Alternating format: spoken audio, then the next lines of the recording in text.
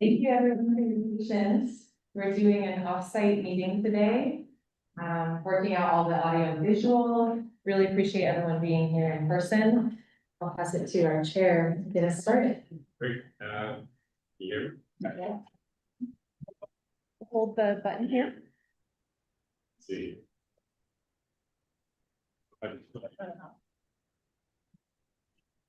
That's.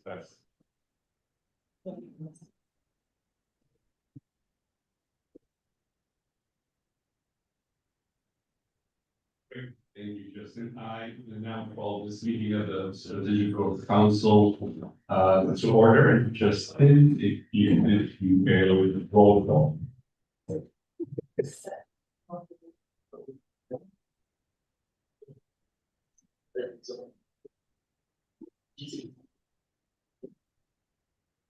Apologies, one last technical issue, pause.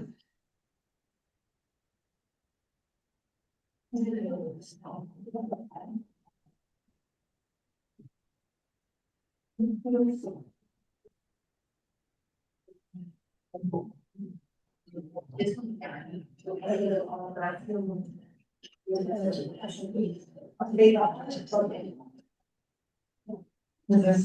this my name? Yes.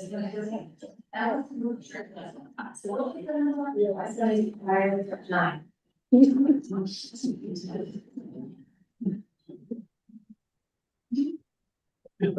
That's.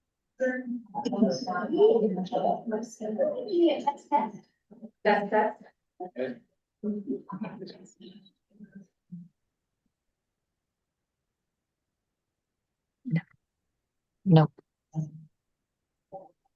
That's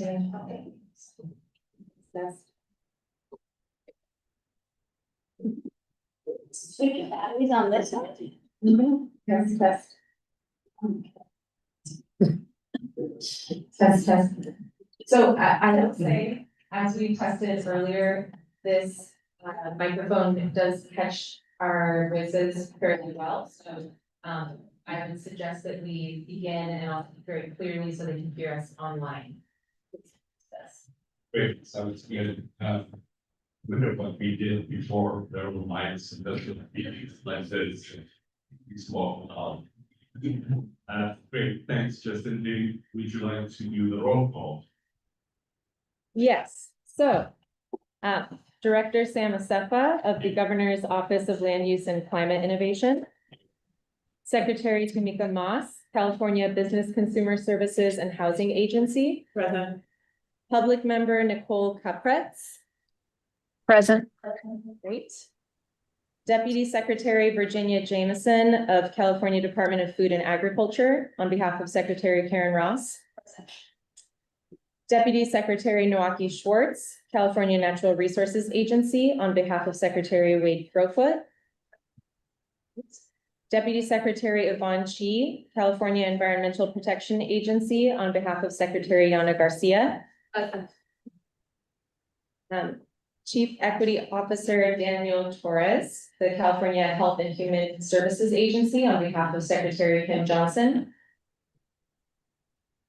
Senior Housing Policy Coordinator Abigail Jackson with the California State Transportation Agency on behalf of Secretary Totes Omashakin.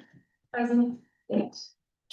And Public Member Corey Lucero, Deputy Chief of Staff on behalf of UC Merced Chancellor Juan Sanchez Munoz. Present. Excellent. Great. Before I go to the next item, I'll before you speak in chair, before I get to say how wonderful it has been for the last couple of days to be here on the North Coast. This we have been most of us here started at Fort Bragg to really meet with local communities who are actually implementing some of the projects, programs like SGC, as well as the Jobs First Council, which was here as well. It actually is still here. It has been incredible to really get on the ground and hear directly from the people who are actually making the projects happen. We sit often in the dais and talk about these complex grant programs, and we have staff write the programs and articulate the outcomes that are sought. That's way up here, that it is incredible to actually hear other discussion and directly have that connection. It is also a way that has actually improved SGC's work over the last 3-4 years, because it informs us of what needs are on the ground at community. So I just want to acknowledge that and also really thank the hosts here in Eureka as well as at Fort Bragg over the last couple of days. So I'll say thank you to the team, Aaron and the team to actually coordinate that. So with that, I'll go to item 3, which will be the approval of the minutes of the August 27, 2025 meeting. I'll remind council members that you need not to be here to attend this meetings to vote on the minutes adopted, but you may abstain if you choose. So with that, we'll have an opportunity for council discussion, then public comments. Justin, would you? Yes, and I'll start with the public comment facilitation tips. So thank you, Chair, and thanks to everyone joining us today in person, online, or by phone through the Zoom webinar platform, or where the meeting is being live streamed on SGC's YouTube channel or on a live webcast. I will provide some information to help guide us all through the processes for this hybrid meeting, which we have designed with the intention of maximizing access by members of the public. For those joining the webinar online via Zoom or by phone, please note that your microphone is automatically muted when you join. In order to minimize the risk of background noise, you will not be able to unmute your phone yourself. For those joining online via Zoom, please note that the webinar platform does not enable video for attendees, so we will not be able to see you. If you need technical assistance during the meeting or have a question about the meeting process, there are a few ways to contact us. If you are using the online Zoom webinar, the best way is by clicking the Q&A function. Several members of the SGC team are monitoring the Zoom Q&A function to facilitate public access to the council meeting and may remove disruptive or threatening content.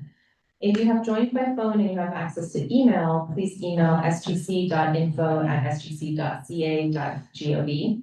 If you do not have access to email, you may text or call 916-634-3359.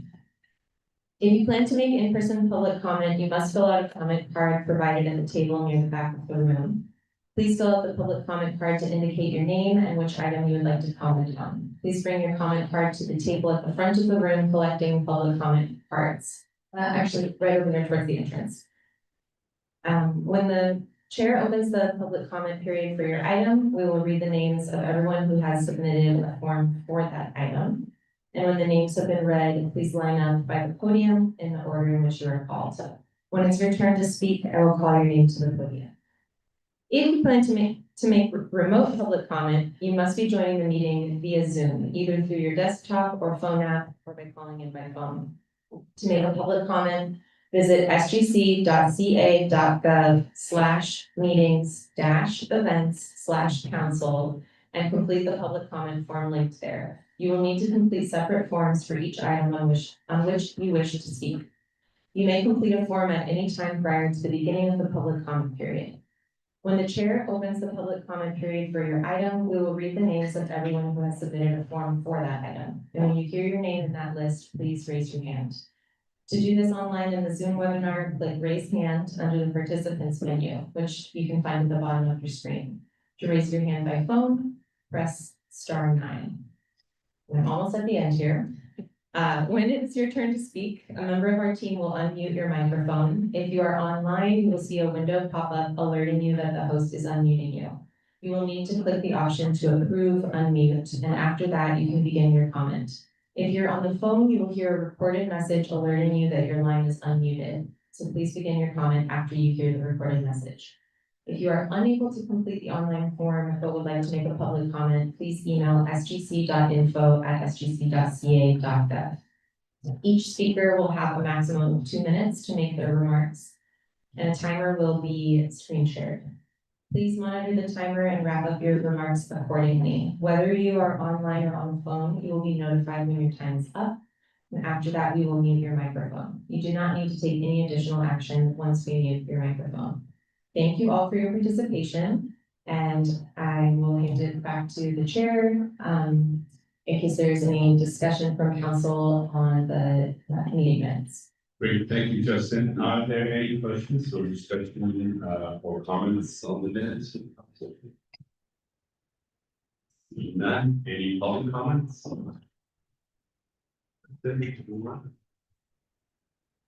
Okay. So just a short reminder then. If members of the public would like to comment on this item, please submit a public comment card at the front table. To make virtual public comment, please visit sgc.ca.gov/meetings-events/council and complete the public comment form. And now I am checking to see.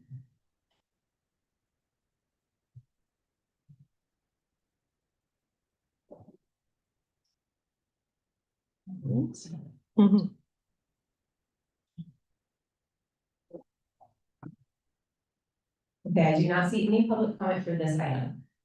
Great, so can we move, to the motion? Is there a motion and a second to approve the August 27, 2025 minutes? Anyone second? Second, Great. so roll. Thank you. So we'll do a roll call. And I believe the motion was made by Matthew Schwartz, is that right? And seconded by Daniel Torres. Okay. So Director Asefa, Abstain. okay. Secretary Moss. Abstain. Abstain. Public Member Capretz. Yes. Voting yes. Deputy Secretary Jameson. Yes. Deputy Secretary Schwartz. Yes. Make a motion. Deputy Secretary Chief. Yes. Chief Equity Officer Torres.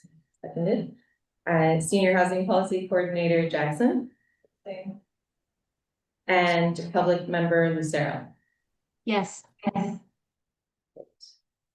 with that, motion passes. Great.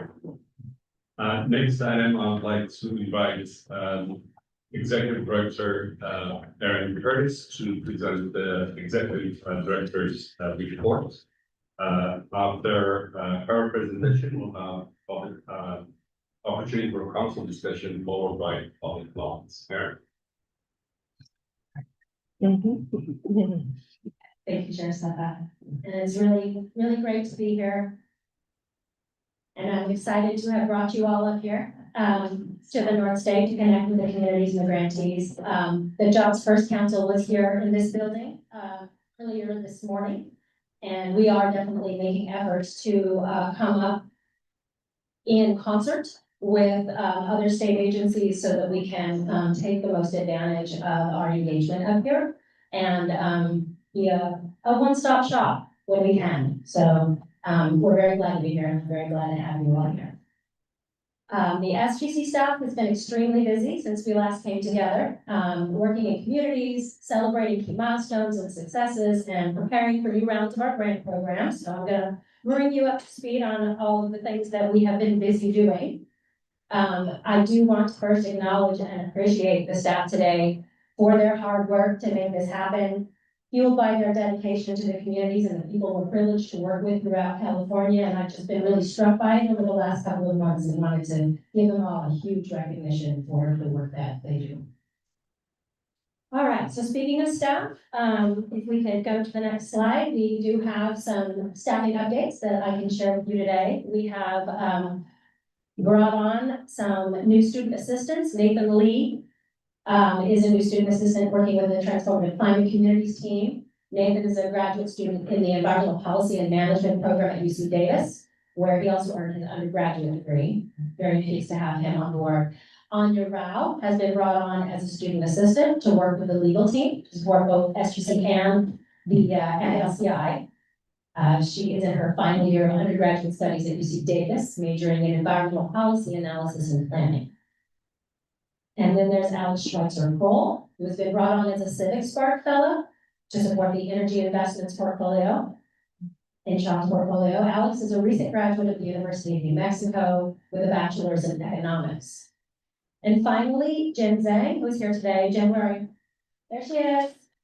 has been promoted to the factory-built housing team as program manager. You'll be hearing more about our regional pilot program at the December council meeting. Most recently, Jen was a planner for SGC's Community Resilience Centers team, where she helped to fund the planning and development of community-level resilience hubs. So we're very pleased to keep her in the fold. So welcome and congratulations to all of our new staff. All right, next slide. There we go. I'm excited to bring you up to speed on the activities and projects that our staff's been working on in communities across California since August. First, our Affordable Housing and Sustainable Communities Program, or HSC, or ASIC, depending on where you live. And its sub-program, the Sustainable Agricultural Lands Conservation Program, will help California quickly build much needed homes where it's needed while conserving more open space. And these two critical programs really work together to ensure that California is building affordable new homes quickly and in the right places, while we are protecting open spaces and working ag lands at the risk of development. So as of today, these programs have helped fund the construction of more than 22,000 affordable homes in climate-friendly communities statewide, and conserved more than 240,000 acres of working ag land in the process. So that's where we are today. And the success of carrying these programs lies in harmonizing two pillars of California's identity: our vibrant urban communities and our rich agricultural heritage and urban environments. Several more ASIC projects have finished construction in the last month. In fact, today, 2 projects held grand openings just this morning: a 160 home project in San Francisco and another 125 home project in LA. Next slide, please. Great. Okay. So on September 25th, SGC joined national, state, and local leaders to mark the 10-year anniversary of the revitalization and redevelopment of Jordan Downs.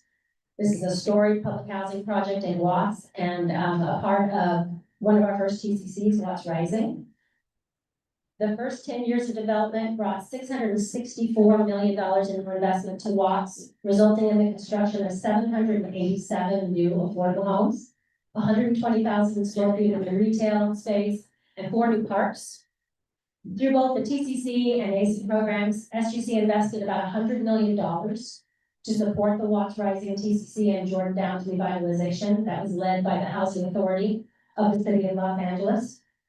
That's about 1/6 of the total investment into that revitalization, which is approximately $600 million. So SGC has been very active in this community.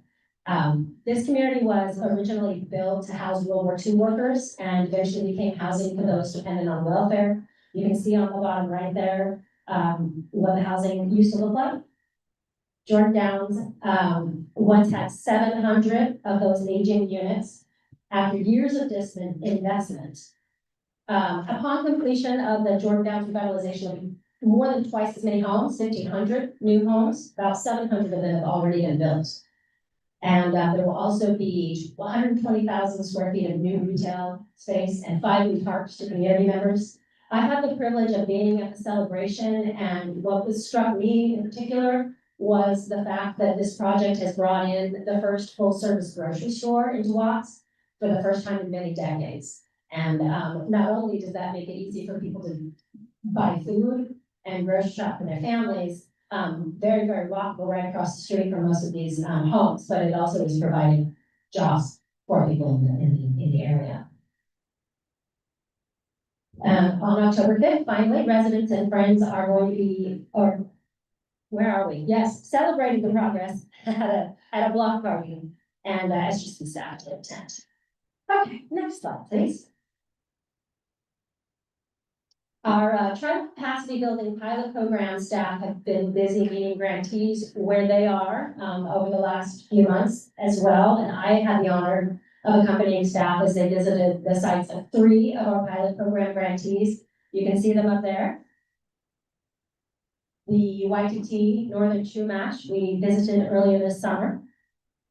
The Confederated Villages of Lishon we visited on September 29th, and the Esla Tribe in Monterey County we had the pleasure of meeting on October 2nd. It's really been amazing to see what has been and can be accomplished in a short amount of time with some targeted assistance with these capacity building programs, we really learned a lot. Some of these folks had no formal organization prior to receiving our grants. And our grants have helped them open bank accounts for the first time, bring people on as paid staff for the first time, especially people who have been volunteering their time for years, and hire bookkeepers and other professional staff. So this is a pilot program. These capacity building grants are showing significant promise in helping tribal entities gain access to state and other funding as well. And some have used these grants to develop capacity to apply for SALT funds, for example, so that they can acquire lands. We do have plans to visit the Moortown Rancheria of Concow Maidu Indians and the Wentu tribes the week of October 27th. Those are our other two grantees in this pilot program.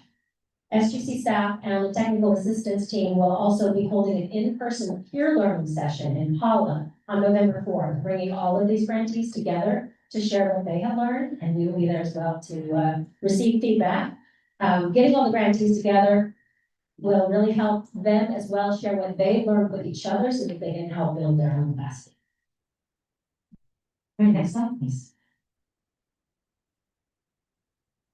There's a huge accomplishment that our staff has achieved. Our TCC Round 6 and CRC Round 2 draft program guidelines and summary of changes have been released for both programs in anticipation of Prop 4 funding. Both of these programs empower communities to build resilience and sustainable transformation. Public comment is going to be open until January 2nd of 2026. And between now and then, staff is going to be hosting various engagements, listening sessions, and tribal opportunities on the draft guidance. That'll be happening over the next 3 months. TCC staff have been all over the state, meeting with grantees and partners as well. You can go to the next slide. There we go.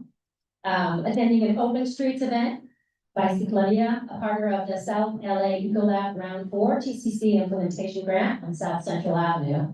Ciclavia is a nonprofit initiative that transforms streets into car-free zones in LA.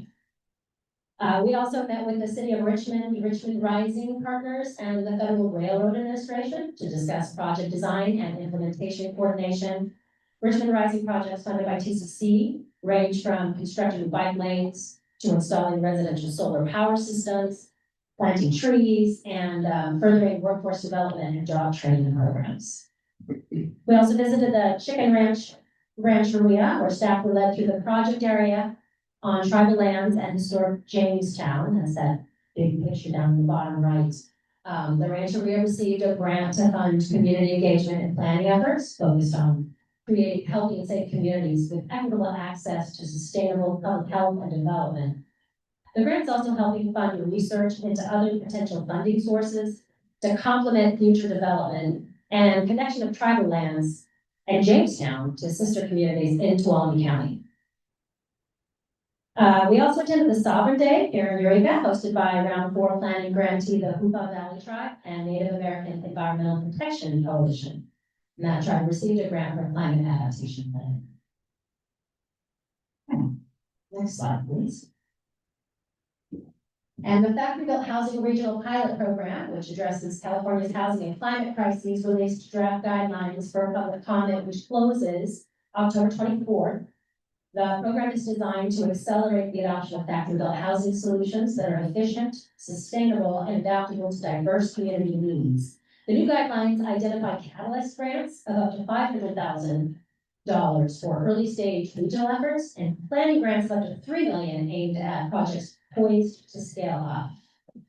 As we celebrate Manufacturing Month in California and celebrate our state's unrivaled role as the backbone of our country's manufacturing economy, we are excited to support this emerging field and bring new solutions to California's housing challenges and bring online additional building tools that reduce emissions and create more climate resilient homes faster and cheaper.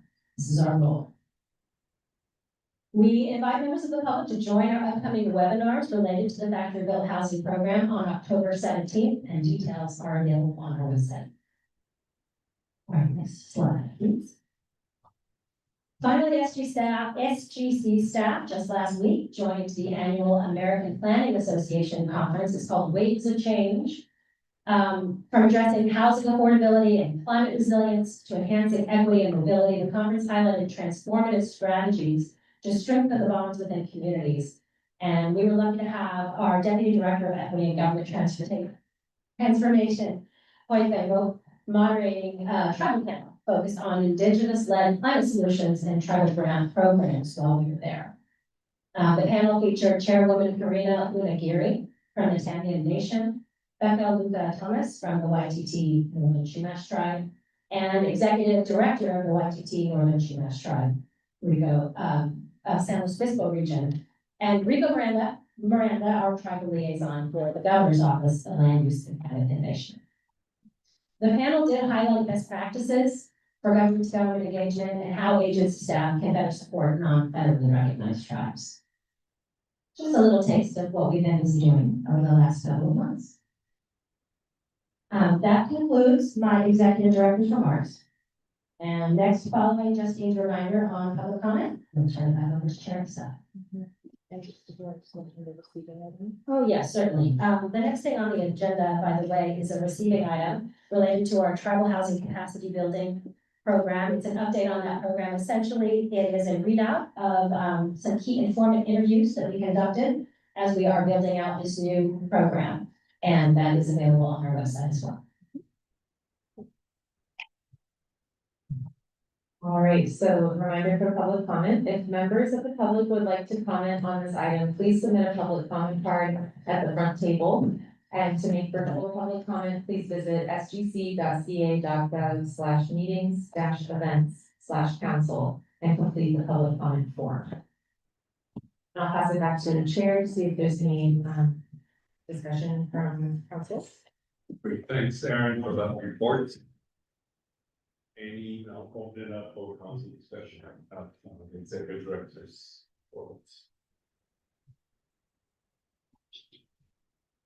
Anyone? I'll start briefly. Kudos to the work. Again, when you look at all these projects that we were developing and go through the process, it's one thing, but it's completed, it's another.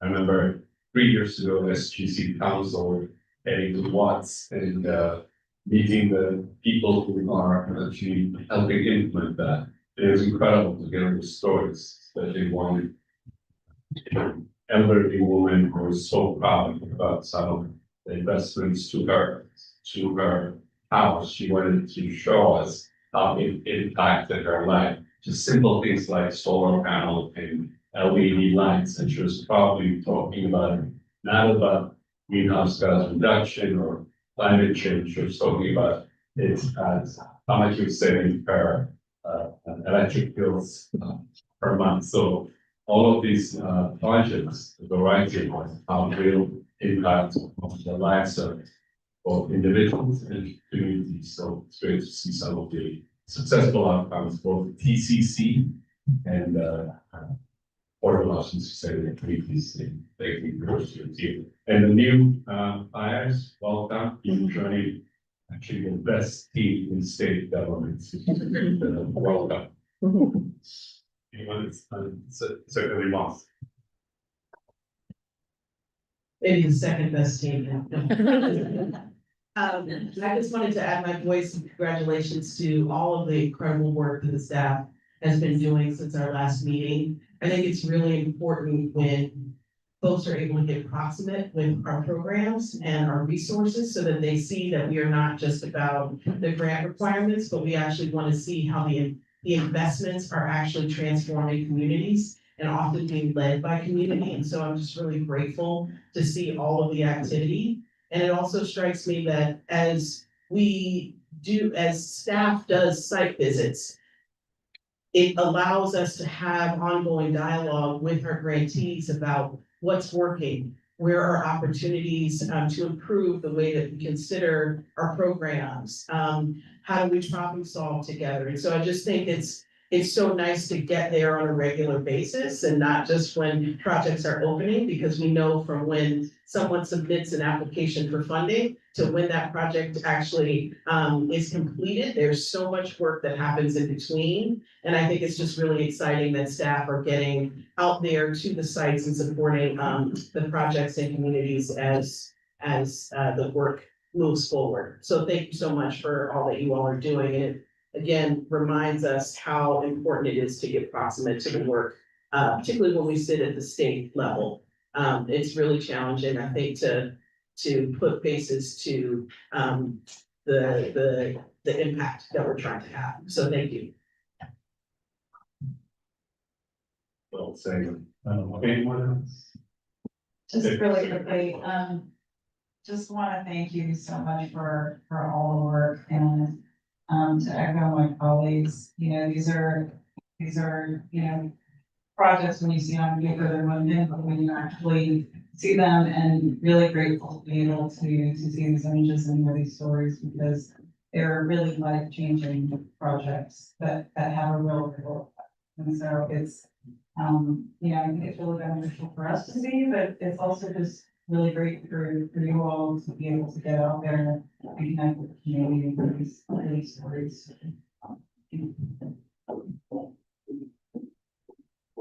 Great. We'll now move to public comments. There's no public comment on this item. Great, so moving on to item 6, which is a discussion item. This is an update on council priority 3, housing, climate, and equity. And I'd like to invite Sean Kennedy, the director of energy. Following that is our council discussion, then public comments. Oh.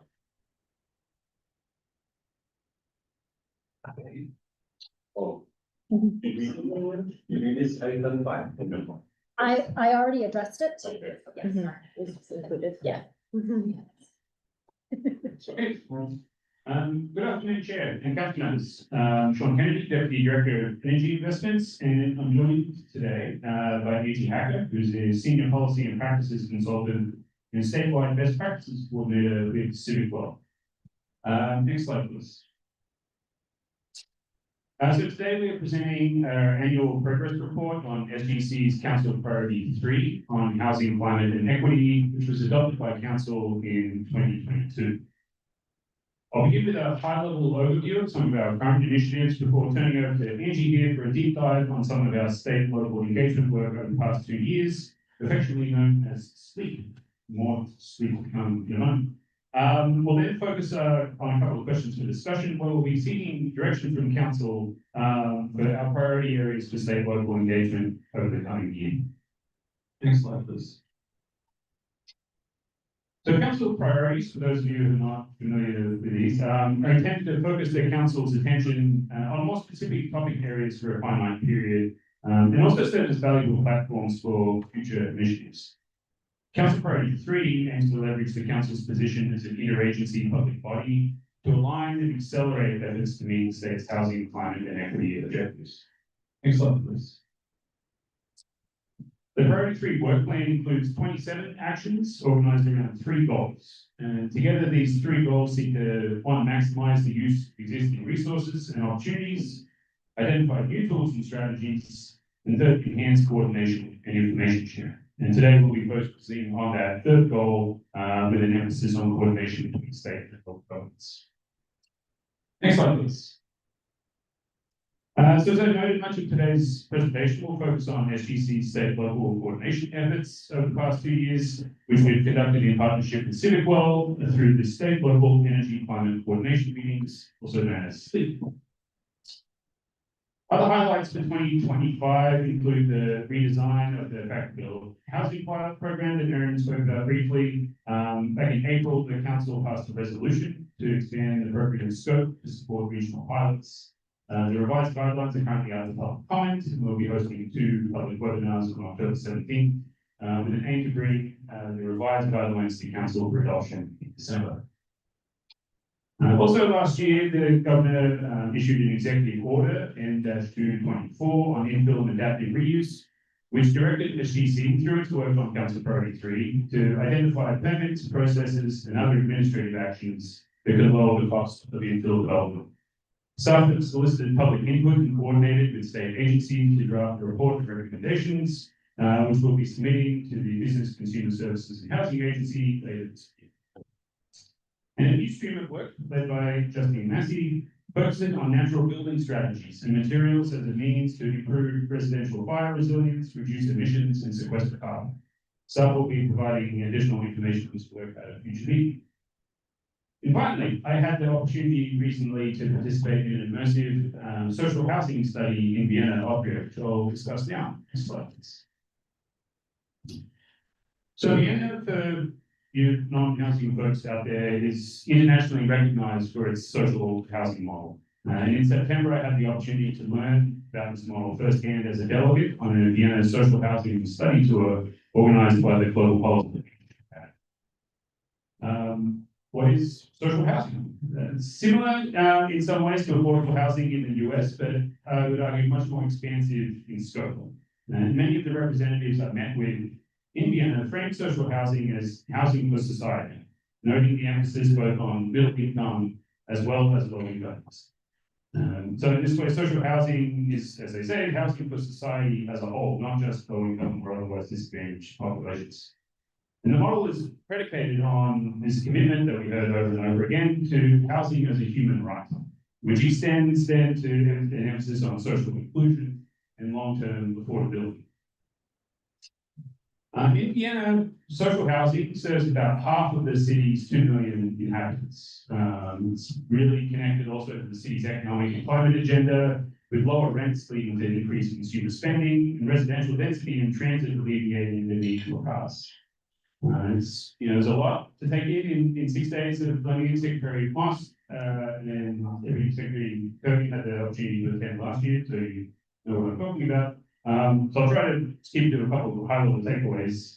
But before doing so, it's, I think, important to note some key differences. One is the fact that this model has evolved over 100 years. And so we can look at things that we can pick up today and think, oh, why are we doing that immediately? It takes time and it takes work. And so we're really seeing the product of a lot of trial and error. As I noted, the population of Vienna is around 2 million, so it's 5% of California's population with a much smaller footprint. And also, there's a cultural distinction here that home ownership there does not have the same cultural association as it does in the US, and renting is much, much more. So one of the key aspects of this model is funding stability and the way that this enables long-term planning. In Vienna, in Austria, actually, they have a revolving loan fund for social housing, supported through a nationwide 1% income tax. And future maintenance costs are factored into rents. And together, these features enable the city to develop long-term housing plans while minimizing short-term maintenance shocks for property owners and tenants. Maximum rents are calculated as a function of construction costs, not profit, resulting in lower rents for both subsidized and, interestingly, market rate housing, having this sort of broader damping effect on market rate housing. Strong tenant protections and open-ended leases reduce the transaction costs associated with relocation, providing added socioeconomic stability and reducing instances of homelessness. Another distinction is the role of competition. And in Vienna, public lands are allocated at low cost to developers through what they call design competitions, which evaluate projects based on their social sustainability, design, environmental sustainability, and cost. But it is interesting, I think, the distinction that the competitions don't determine whether or where funding will be allocated, but rather how good the project will be. So it's, again, quite a different model that we have here. And the outcome of this process, as I saw, is much greater what they call social mixity. And seeing, in buildings such huge, wide-ranging income levels, folks from all over the place, age differences, a lot of grandparents with their kids able to live together in the same housing complex. And it's the goal of the man's goal is that one cannot identify a person's social status based on their address. So we're really seeing that in some of these projects. So again, a lot to take in. I look forward to sharing this with my colleagues at the interagency level, but a few things we can think about. So with that, I'll turn over to Angie for an overview and update on sleep. Good afternoon, members of council. I'm Angie Hacker. For about 25 years, I have been working across local and tribal communities in coordination with state agencies like yours. Trying to promote place-based sustainability and resilience. And one recent approach is State Mobile Energy and Climate Coordination, or SLEEP. Launched in 2023 by the California Climate and Energy Collaborative alongside state partners like you and SGC.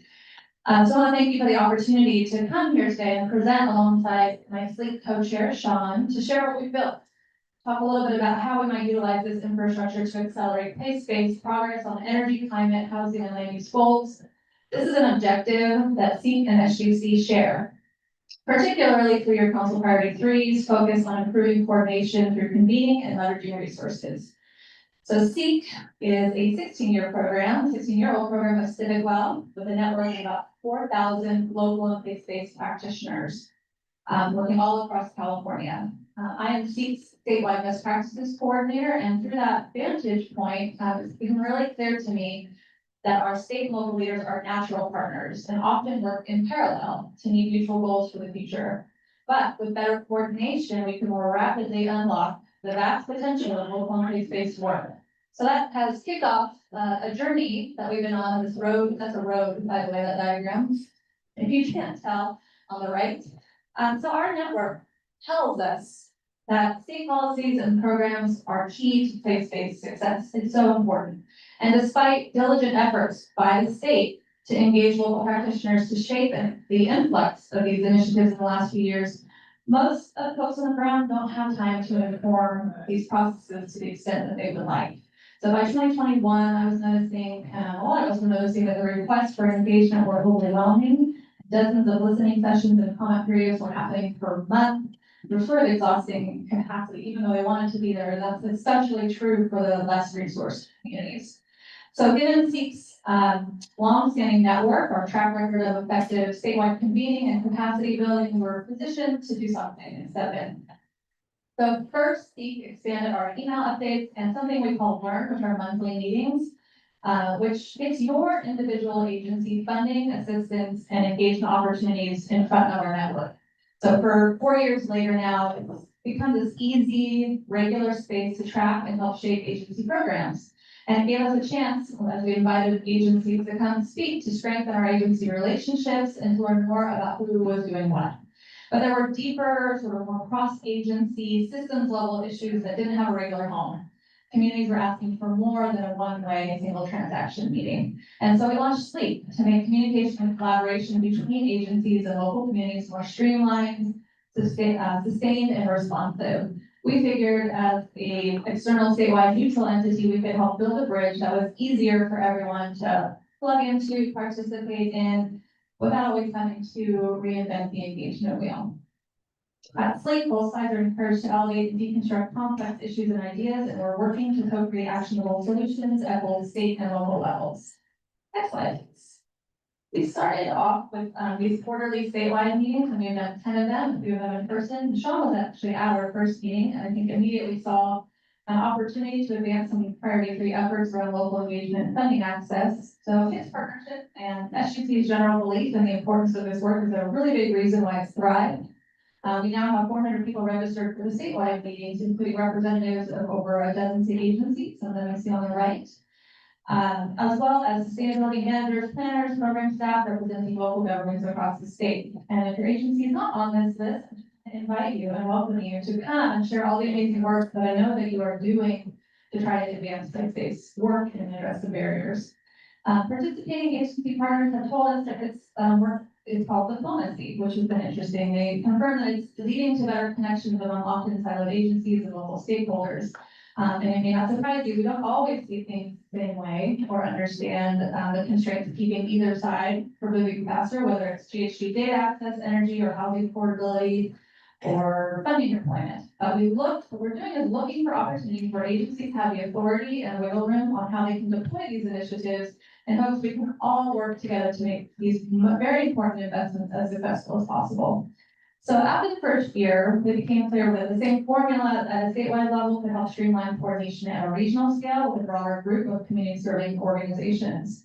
So at events, the events that we're building, they not only help inform the state, these community groups that come, they're informing the state, but they're also given space to showcase their progress and practices and uplift impressive expertise and assistance that they're often bootstrapping on the ground within their region. So there have been 5 of these regional convenings for approximately 700 state and local attendees, including working with your great staff, both LCI and SGC on the countless convenings that have been held in LASD, San Diego, the Bay Area.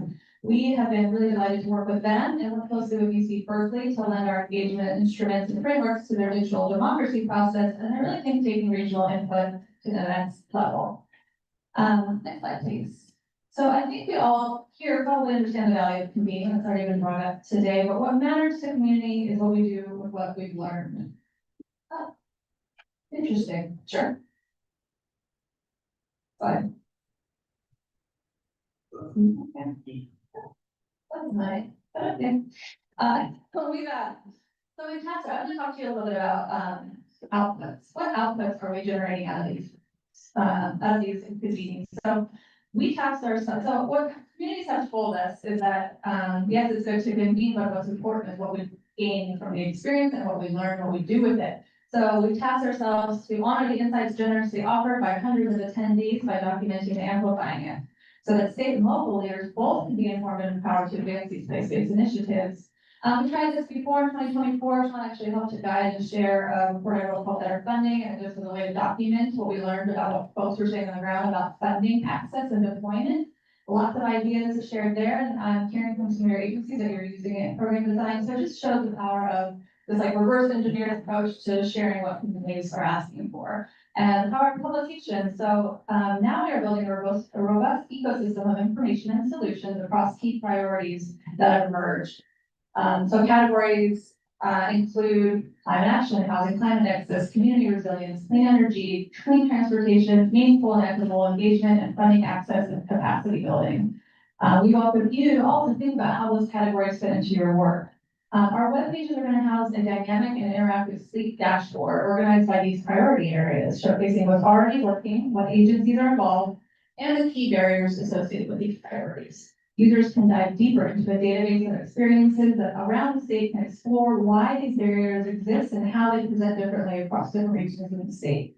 We really believe that we're best able to solve problems when we understand them, which is why we're focusing on barriers kind of in the early stage, but we don't stop at that problem. We're really working on actionable solutions. So for each barrier, we're collecting state and local solutions in a searchable database, including ideas, existing practices, and real world pathways. So things like in LA, they're telling us staffing climate action capacity is often insufficient to update their plan elements or the land use codes. They want to see, they want to leverage regional technical assistance. In the Bay Area, jurisdictions would like to see consolidated multi-agency technical assistance to help them develop shovel-ready projects. That's like 2 of hundreds of good insights and ideas that we're collecting. And so we're also going to be showcasing what we're calling success spotlights on both the local and state level, meaning you all are doing really great work, and I know about it. It's things like cultural fire practice, the supporting cultural fire practitioners, and streamlining permitting, and providing application assistance and funding regions to conduct building decarbonization. One slide, we want your help including more of those stories into our website so we can share that with our network. And there will be opportunities to do that at sleep meetings and also through web-based feedback. We're going to publish a 2025 summary report also, which we're happy to present back to this council. We're doing the same thing at a regional level through regional web pages as well as landscape analysis, and that really fulfilled our promise that we made to regions when we came and talked to them about how we can make sure we amplify what was said. This is the slide that I was getting to next. Yay. So this is REACH. 6 regional work is called REACH, Regional Energy and Climate Hubs. Originally proposed in the Better Funding Report, REACH addresses persistent engagement, funding, and capacity challenges we see statewide. REACH is using the California Climate Assessment regions and coordinates with local governments, CBOs, tribal organizations, academia, philanthropy, and entities like regional energy networks and climate collaboratives. Partnering with the Catalyst convenings made a lot of sense and has meant that we can complement each other and bring more might to the table together rather than duplicate efforts. And beyond engagement, REACH provides a lasting infrastructure that can help us move from engagement to action. For example, we aim to accelerate project pipelines by better leveraging their existing statewide and regional resources and expertise. So we're compiling a regional assistant guide for each region that displays and connects community serving organizations that either have or need assistance. So right, making more of what already exists. And so we're just imagining what else is possible when you have the statewide network connecting state agencies to hubs of place-based practitioners. Our long-term goal is streamline sustained access to regional technical assistance and project funding, helping us deploy existing investments more effectively, getting more project planned and implemented. And I have to tell you, to go around and say we know so much about the existing capacity. The bench in California of regional-based technical assistance providers, subject matter experts, is deep. But we don't have a good way of deploying resources to them to keep them sustained. And they are at risk of running on the vine just when we need them the most. So we think REACH is an opportunity to help connect that disconnect administratively. So last slide here is just a little bit on our coming year. Next slide. Interesting. No, one more. Yeah. All right. So the coming year, we plan to continue statewide and regional engagement. We're finding these various solutions and iteratively building out all these reports and web pages and other assets for all of us to continue to use and improve. Next step is going to be to develop a statewide assistance marketplace. So now that we know a little bit more about who these assistance providers are, we can put them on a platform on our website, make it accessible to all. We're going to try to pursue funding from various sources to pilot REACH opportunities that can infuse dollars into this marketplace of regional, statewide, and subject matter experts, and provide sustained technical assistance to support place-based projects. On behalf of the SEEK Network, I just want to say thank you for your continued partnership in grappling with the tough work of state and local coordination, and for your foresight and leadership on Council Priority 3. We are very excited to continue working with you to unlock the power of the places. Thank you, Andy. Yeah, step one in our work plan will be to coordinate our slides.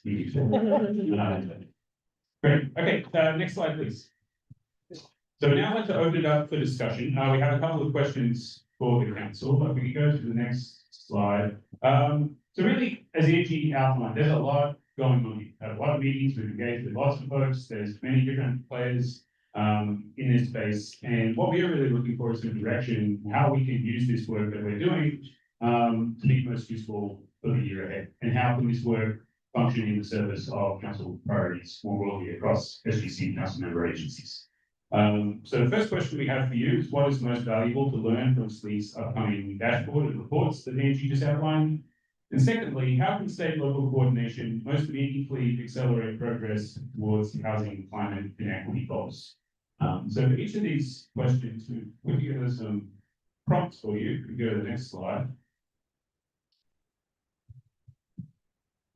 So as Angie outlined, on the left-hand side, we have a preview of what we could be including in SLEE's upcoming reports and dashboard. So this, ranging from regional climate and energy goals, barriers faced by local governments, some promising practices that we're seeing as well, and also the status of implementation, how are things actually moving along, as well as remaining gaps between local needs and state programs.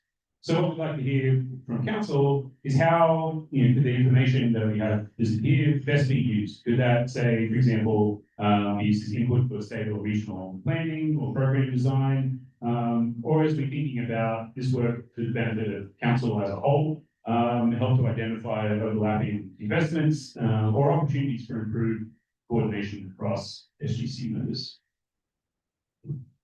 So, Great. yeah, they can open up this. Okay.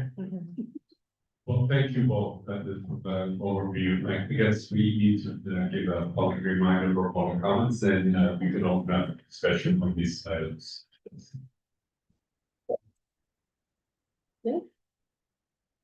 So if members of the public would like to comment on this item, please submit a public comment card at the front table.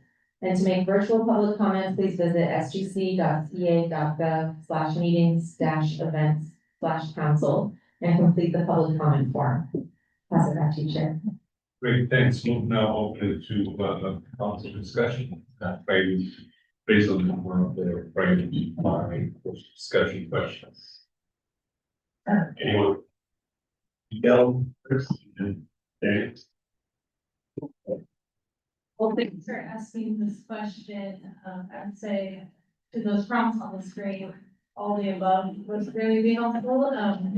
So at CalSTA, we've launched the Sustainable Communities Task Force, in September.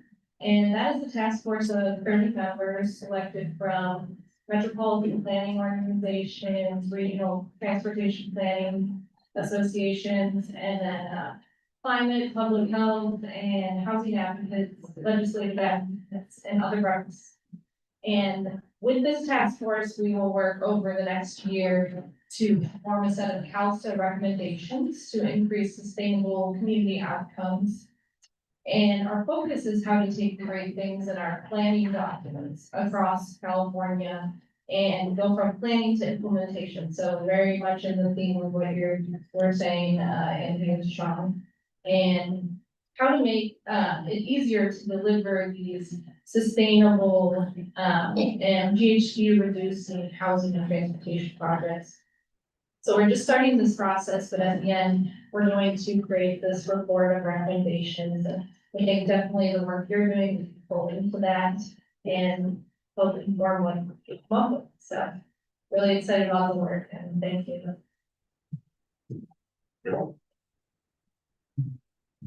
Thank you for the presentation. I guess one of the things we've heard from our visits during this trip is the need for communities to access more capital to leverage resources that also access state funding. And so it seems like there's a potential here in your work to do some matchmaking, some relationship building. One of the things that we've heard is that there aren't relationships with financial institutions to make additional investments for projects. And so to what extent can this be project be leveraged to develop relationships? People here might need, financial institutions in the Bay Area or LA to make investments locally. Is there an opportunity here to make that happen? Matchmaking, relationship building, and access to capital. Yeah, you're thinking exactly where we're thinking. In fact, in our funding report, we had suggested a couple of pilots. So REACH was one of them, that was the regional technical assistance that we think is needed to support development and scoping of projects in any region, using the capacity that already exists in that region. But the idea is to be able to put those projects somewhere. And so a lot of the thought leaders we work with, and we have a whole, we have a working group called the statewide funding solutions working group. Those are a lot of thought leaders across sectors, across California that are really interested in coming up with a bold way to transform how we deploy funding that works a little bit more easily, reduces the application burden, and makes it easier to stack capital across a bunch of sources. Most of those folks are thinking in the same direction of project pipelines. And we've seen examples of that across in little ways in this state, in different places, and across the country in maybe grander scales. I think there's an opportunity in California to do something like that, to have a centralized place and a funding queue of projects. Sometimes those are orphan projects that are coming out of things that were not awarded as a grant application process, right, or oversubscribed. And it's a place to hold a store database of those projects, so we understand where the needs are. And when you know those, and they're visible, then you can have folks come in and help support stacking capital against it. It could be financiers, it could be philanthropy, it could be public subsidy. We're looking at piloting something like that in the region soon. Yeah, as in others. Anyone else? Very well. Sure.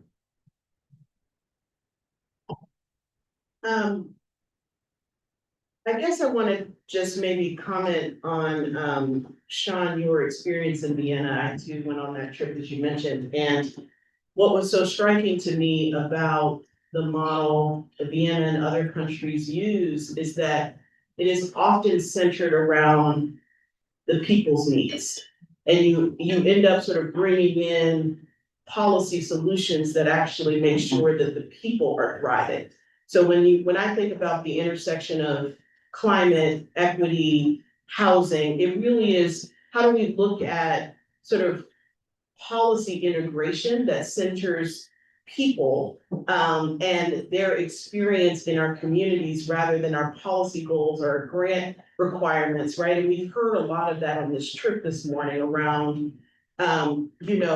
we visited an ASIC project and heard so much feedback about how challenging it is to make our programs work for community, when community may be actually very aligned with our policy goals, but that there's a loss in translation, both in our rules and regulations, but also in how community lives. And so as I think about these questions, particularly particularly the state and local coordination, you know, these are words on our screen that many of us use all the time: housing, climate goals, GSG, you know, like we use these words, but I don't know that we always understand how they're organically showing up from people who are living them.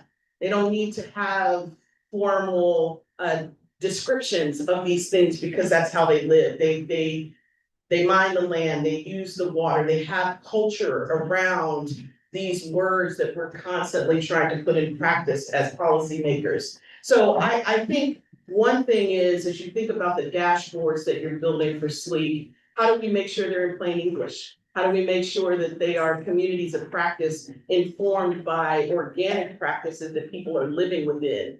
And that is sort of a reciprocal communication between the way we think as state government or regional governments and how communities are actually living and what they want from us. So I think that would be really exciting to think about the resources, Andy, that you talked about in terms of the that resource hub and so forth, like really making sure that we are centering our understanding of community need and letting that be reflected back to the community is something I'm excited for.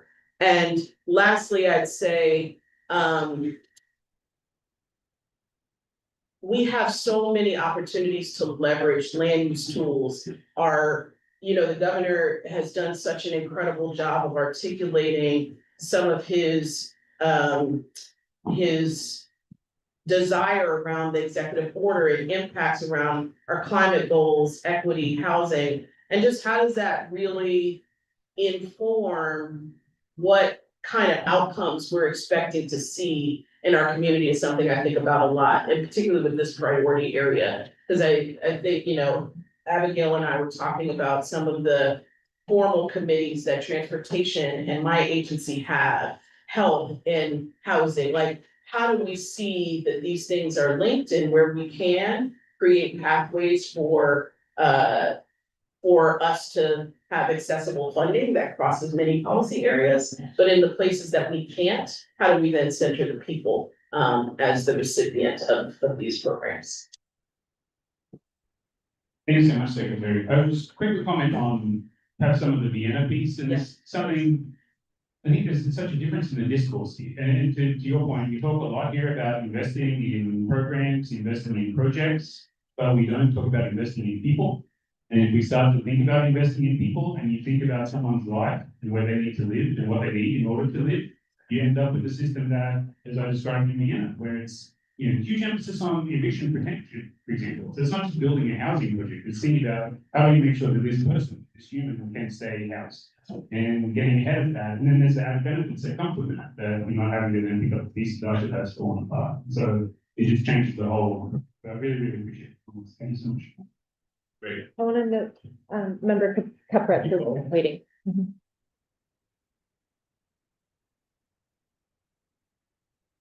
You're on mute. I think you're mute. Oh my God, sorry, it's classic. So thank you, Sean, for this presentation. Am I echoing? Yes. No, you're good. Oh. No, you're good. Good. I'm good? Okay, I was gonna back up. Okay. I guess I just want to echo the last comments in terms of what I was going to say is, and I have said this many times before about plain language, because in the community meetings we have, no one uses these terms. And I think the state is kind of married to academic language. And I just want to keep pushing and reminding everybody that, yes, I think listening to people and how they talk and what they really care about there's going to be a stronger connection between government and the community, which just benefits everybody in terms of outcomes. And that kind of stood out to me in the layout of not just SLEEK, but the regional hubs, which I love that there are regional hubs, but community-based organizations are kind of just like on the side and kind of one bubble. But my organization, just I'm using my organization as an example, have never even heard of this entity, have never been invited to any meetings, and yet we work on the front lines on all of these issues. And I think people know, like, I was invited to the signing ceremony for this incredible legislation the governor passed related to energy affordability, which is obviously the key political issue of the day. You cannot pass any policy or probably have an effective program unless we are improving people's cost of living. And so I think there's somehow we're not connecting enough with enough people who are on the ground working on the front lines. And only because there's just a huge value add that you could get from organizations like mine that, again, are working directly with the community and can bring not only bring the community in, but help translate kind of what we're hearing on the ground and help shape policies and programs. But I love the idea of continuing to push ourselves about how to describe the work, because really, if we were at a community meeting and we use those words, housing, equity, and climate, like, yeah, they're like, obviously they're smart, they know in general what that means, but what you're really talking about is how can we help people find housing they can afford near where they have a job. You just want people to have like a convenient, accessible lifestyle. And that's like, but those are missing from those, like, you don't really connect those three in that way. But if you talk to a person, that's kind of what they'll describe that they're looking for. So I just building on everything you all have already done. So this is not like meant to be just a critique. It's meant to be, how can we expand on it just to continue to get more people in this umbrella. And yeah, but otherwise, I mean, Sean knows I'm all about distributed power. How are we going to get affordable, clean, reliable power? And anything organizations like mine that are working really diligently and feverishly in the legislative space, anything we can do to work with partners at the state and local government level, I think would be wonderful. And then the final comment I would just say that seems to be missing, and I know I don't exactly know how to integrate it, is politics. Like, I think it's also disingenuous to have a community meeting and talk to people about ideas, and we want to hear what they have to say, but also to suggest like they don't need to be talking to their city council members, or they don't need to, kind of be engaged with just civic engagement. And I think that's kind of a missing piece of the puzzle that I find in a lot of state local meetings with just people who work in agencies versus those of us on the outside who are kind of the activators and the agitators. It's like it's like that's the best mix if we have all those players together. So Sean, no big deal. Just go, you just got to make this all happen. Anyone else wants to come in? There's a good floor. I just want to concur with what my colleagues said, but also just as an aside, I think we're in this moment right now where there's been a shift away from community and away from accessibility and making sure that everyone can access, whether it's housing or education or jobs or, I think, the federal level and that was so, I was really struck by what you were saying about, Vienna, because I was lucky enough to go there some years back. And one of the things I was really struck by was how accessible, they had made not just housing as you shared, but also, other parts of society. So, whether it's music or museums or really kind of building a shared culture. And they have this tiered pricing where it was like, $10 for us to go and stand in the back and listen to an opera, but we got to experience it, right? And it was accessible, and that, you're sort of building an understanding of the culture, which also helps like maintain these businesses in the future too. So, I would love to see us like really kind of start to center accessibility and community more in everything that we do, and just because it is all connected. So really appreciate the presentation. In terms of your question one, I would second Secretary Moss and the calls comments relevant to how we communicate, especially on the reports that managers, because there's significant work out of that. And some of the priorities that we've identified based on what we've heard need to be synthesized in a way that then also communicated in language that both reads and understand. In that one additional comment I would make is, yes, there's significant list and priorities. Some kind of reality, again, from your analysis would be good. What I mean by that is 25 priorities. It's hard to make any one of them happen. Is there a way to really communicate? There are the top three that stand out that we should actually immediately try to address. The reason I say that is a lot of the challenges that we know, we've heard it from so many different channels. We just engagements like the last couple of days, but studies that we've done, how's that self-confidence during their engagement from housing, Secretary Moss's team understand that a lot of this bubble up to be the same kind of themes. Is there a way that we could collectively sort of extract those and then address those almost like added versions? We're really good at responding on housing when there's the pandemic or big fire, anything like that. They're really good at being really agile responsive. We are not in normal times, and not just being, it's not a blame us here. It's been one of the challenges. And then in the US context, what's surprised, amazing, one of the stats, out of 2 million population, we talk about affordable middle house.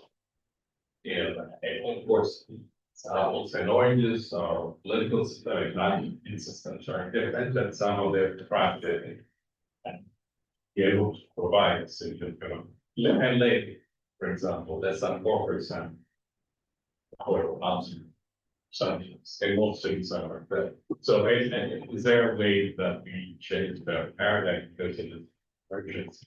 And the second part about coordination across, again, we commend you on the catalyst project for engaging with the land use planners and with the housing policy and engaging those, connecting those dots.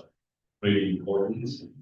They are engaged now in general plan update. That's kind of a big value of the next year to engage with local communities. A lot of decisions that affect housing, zoning, and policies. So there's great opportunity there. Just hearing concepts analysis on housing and let's work together. It's really, we need to double down on both so that from the public's perspective, this the state's housing laws, whether it's CalSTAR or PCSH or SGC, so really doubling down our efforts in those coordination in that.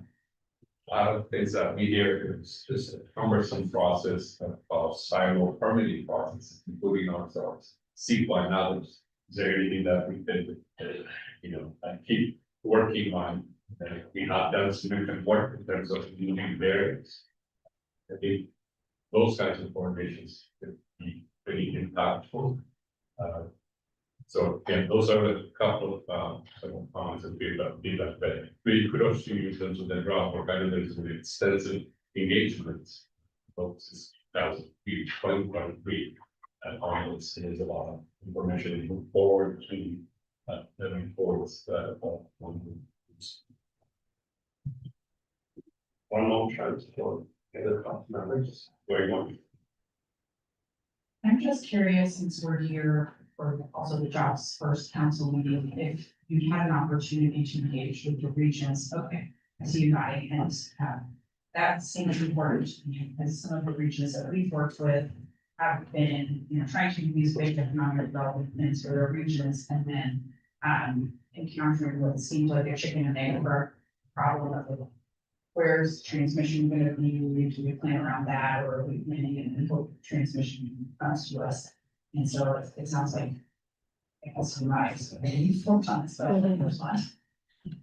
A clearly important player in regions, and there's sort of a lot of regional species out there, of folks that are doing pieces of the work, and all of them are folks that have been invited to participate in the council meetings and various engagements, because they're critical partners. So I agree with you, and we're the baby stages maybe of all of this, and I think you all can see how there's a lot more we can do with all of this, and we're gonna keep plugging away at it. Now that we have this sort of basic infrastructure down, it's useful for us to continue to stay ahead to this kind of inventory we are building, like who's doing what, and where are the resources and who can help in various ways. So I just agree with you, thank you. And I want to thank everybody for their really great comments. These are all things that we wanted to hear from you, and wisdom is something that we can take forward. Great. Next, we'll move on to public comments on this item. Thank you. We do have a public comment, an in-person public comment on this item. Jill Sherman Warren. If you could come to the podium, and I will provide you this microphone, I believe, unless there's one waiting for you there. Okay, thank you. Oh, we've got one coming for you right here.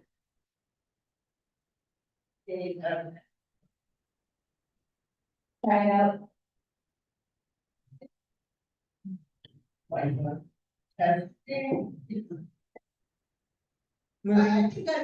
Okay. Alright. Hey, I'm Jill Sherman Warren. I'm Finnish back in the. And I'm here, I have a question about the outreach. I saw there was 400 organizations, but I always have to speak from a tribal perspective.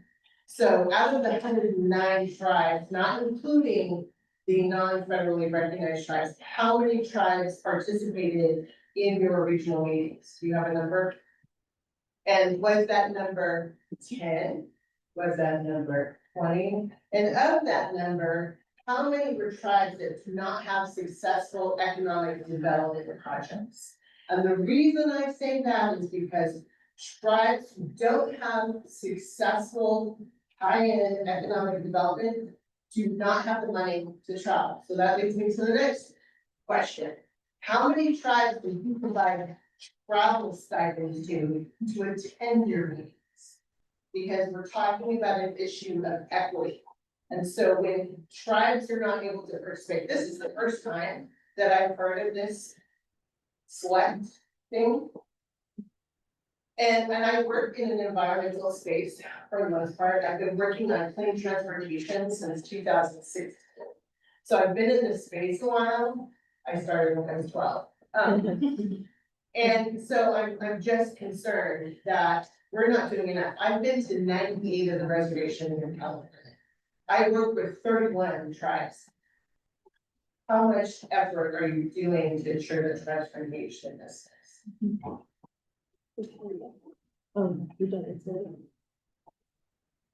Thank you for that public comment.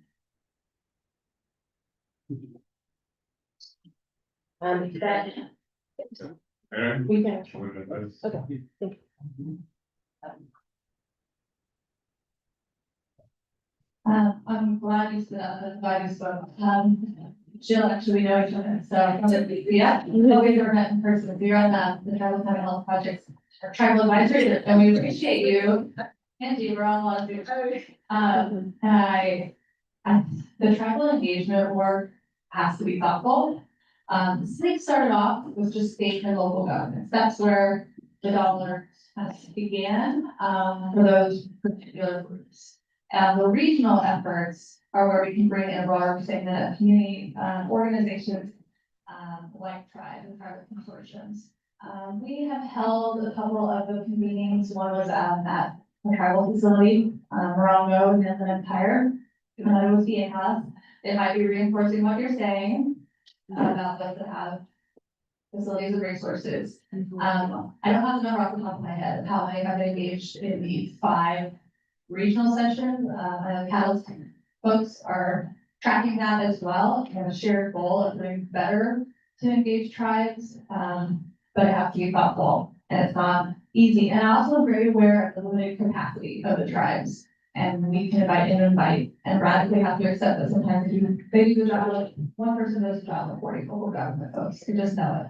And so getting to you in different ways, is something we need to put more time and effort into. So please know that, I have, I agree with you, and we can do that.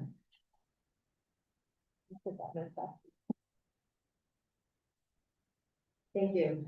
So the public comment period for this item is over, and Chair, before we proceed, we're going to need to change some of our seating here before we move on to item 7. So if we can just take a short break, if people want to stretch their legs. I don't know if we're doing an official bathroom break. But if anyone really needs it, this would be a good time. And I'll invite the members of the panel to this.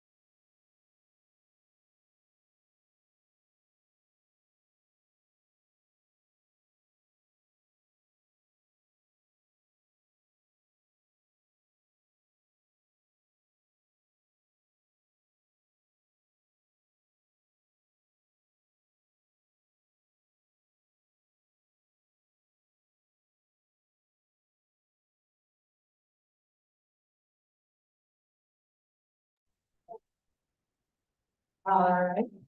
That concludes. So again.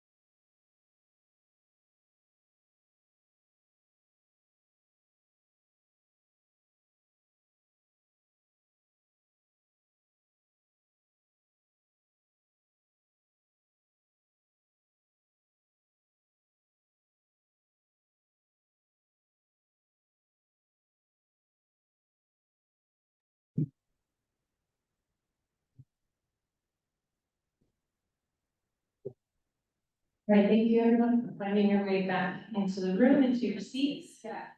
Great, thanks, everybody. The next item is a good segue from the last discussion. This will be a discussion item, a panel discussion, North Coast Tribal Projects updates.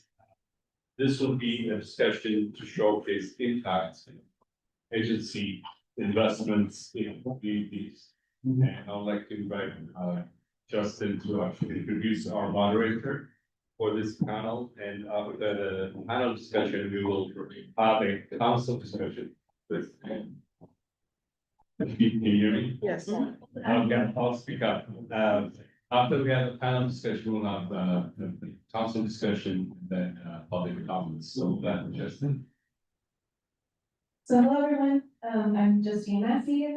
I'm the Special Projects Analyst with SGC.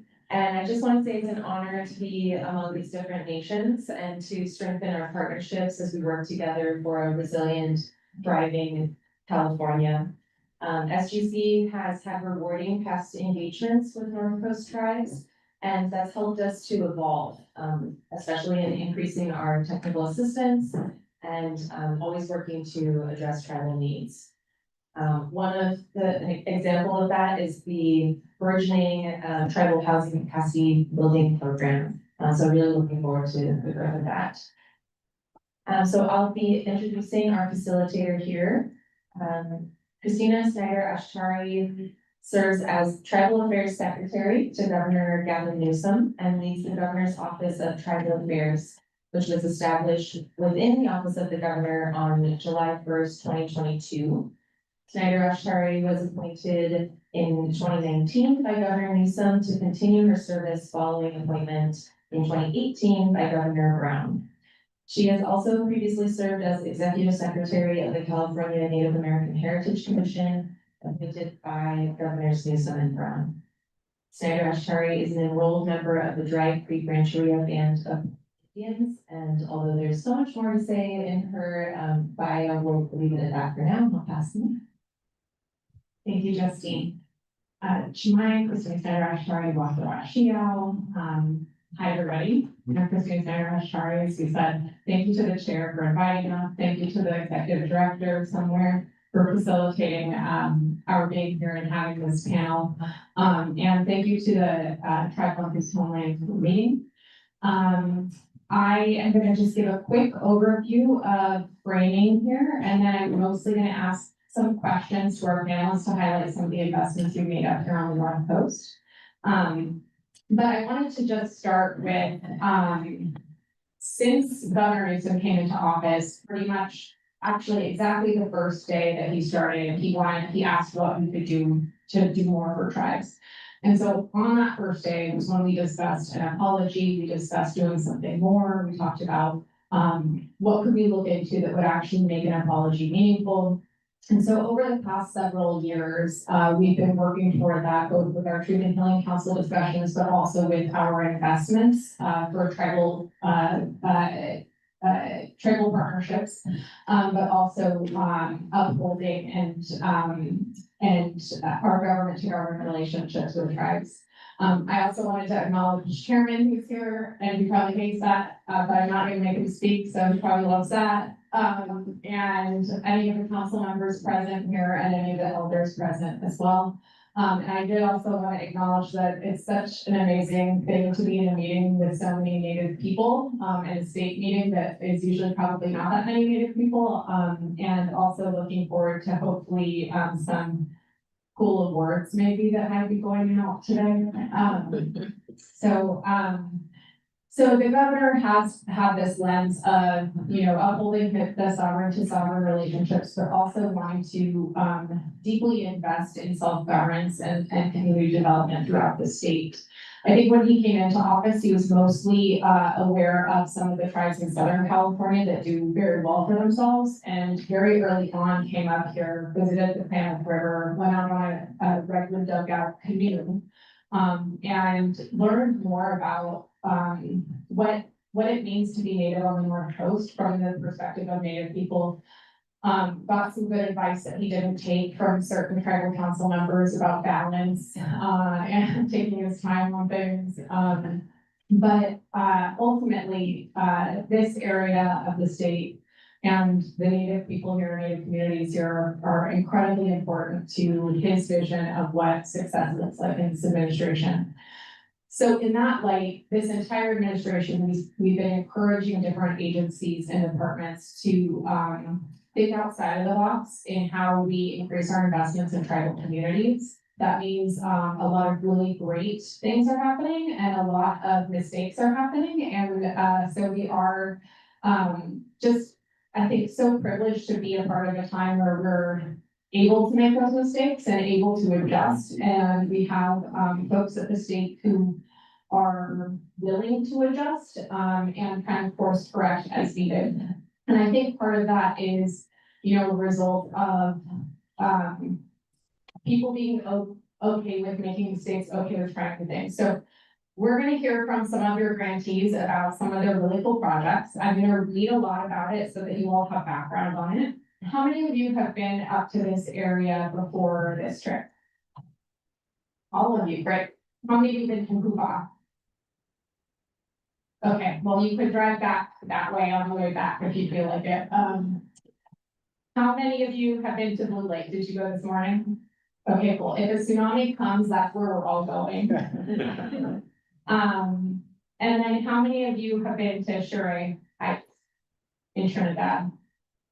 Okay, so the beauty of these tribes and the programs that they are seeking to invest in is, from a tribal perspective, tribes aren't going anywhere ever. And so these investments are place-based, they're community-based, and they're values-based. And I think some of you saw that yesterday, potentially when you saw at the local zoo, there's the bear habitat that's funded by the local tribe because they're sacred for a lot of our tribes. And when you see and hear about the projects that we're going to hear about today, I think I would look at them through that lens of These are projects that are cultivated by community, for community, with an idea that this is gonna benefit children and grandchildren and create a different outcome for future generations. So I am going to give you all a quick overview of the panel, the tribes first, the projects that the tribes are doing, and then the panelists we have here, and then we'll jump into questions. So the Blue Lake Rancheria, which some of you visited earlier, is a federally recognized Native American tribe in northwestern California along California Highway 299 near the cities of Eureka and Arcata, 5 miles inland from the Pacific coast. Why I said you need to go there if there's a tsunami is it's up and they have a microgrid, so it's a really nice spot for an emergency. But everybody goes there, so get there quick. Within the Aboriginal territory of the Wiyot people, the Blue Lake Rancheria was founded in 1908 as a refuge for homeless Indians. For context, if you hear the name Rancheria, that's kind of the origin story of all of our rancherias here in California. The tribe was terminated in 1958 and then reinstated to federal recognition status in 1983. Since then, the tribe has made a concerted effort to rebuild. Today, the tribe has 100 acres of land and trust and thriving economic enterprises that support hundreds of local jobs, government operations and programs, economic diversification, resilience and sustainability efforts, environmental protection, and a wide array of social services. The grant we'll be talking about today is their SOLVE Round 9 capacity grant of $250,000. Through the grant, the tribe has been able to hire and train a land acquisition specialist and building organizational capacity to pursue future land acquisition projects. The tribe has also used grant funds to identify and prioritize agricultural lands for acquisition and develop projects for submission in future funding rounds. The tribe is recommended for a SOLVE Round 10 acquisition grant. Our presenter today is Michael Shackelford, the Secretary Treasurer of Blue Lake Rancheria. He's an elected member of the Tribal Business Council and appointed as the tribe's Secretary Treasurer. Michael serves as Blue Lake Rancheria's Land Conservation Specialist. He's also served as president of the Blue Lake Rancheria Board of Education.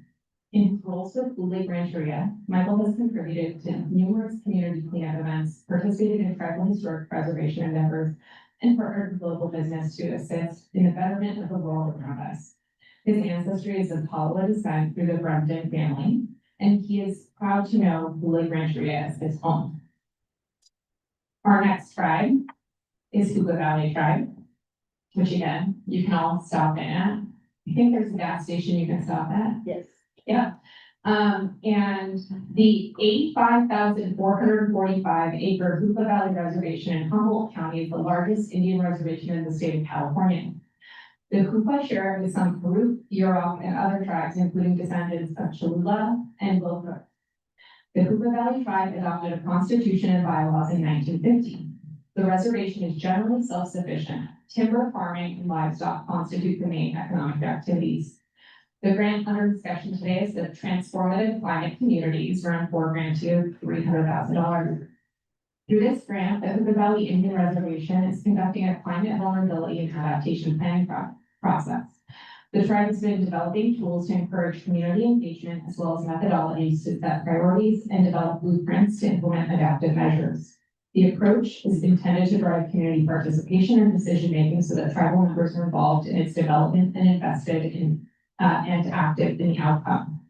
Our presenter is Jill Sherman Warren, Executive Director of the Native American Environmental Protection Coalition and a Hoopa Valley tribal member. She served as an elected tribal council member of the Hoopa Valley tribe from 2022 to 24. She also served as a tribal council member from 1995 to 97. Sherman Warren is also the Executive Director of Native American Environmental Protection Coalition.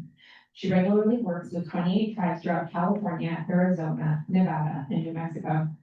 She graduated from Humboldt State and built her respected professional reputation serving tribes in a variety of capacities, from language learning, vocational rehabilitation, grant writing, environmental planning, and emergency response. And I think was on the Native American Heritage Commission at one point. Next and last, but not least, we have Shirei Heights Indian Community of Trinidad Rancheria. For thousands of years, the Yurok, Wiyot, and Palawa people have lived in the coastal redwood forest region of Northern California. The Trinidad Rancheria was established in 1906 by the enactment of the United States Congress, which gave authority to the federal government to purchase small tracts of land for California indigenous people who were houseless. In 1908, 60 acres of land along US Highway 101 in Humboldt County were purchased for indigenous people living along the northern California coast. The existing rancheria is within the Aboriginal territory of the Yurok people and includes many sacred and culturally significant areas. The tribe has ancestral ties to the Yurok, Wiyot, and Tolowa peoples. All three tribes traditionally lived in the coastal region of Northern California and shared similar cultural heritage. The grant under discussion on this panel is the Tribal Capacity Building Program grant, and they were awarded $244,500.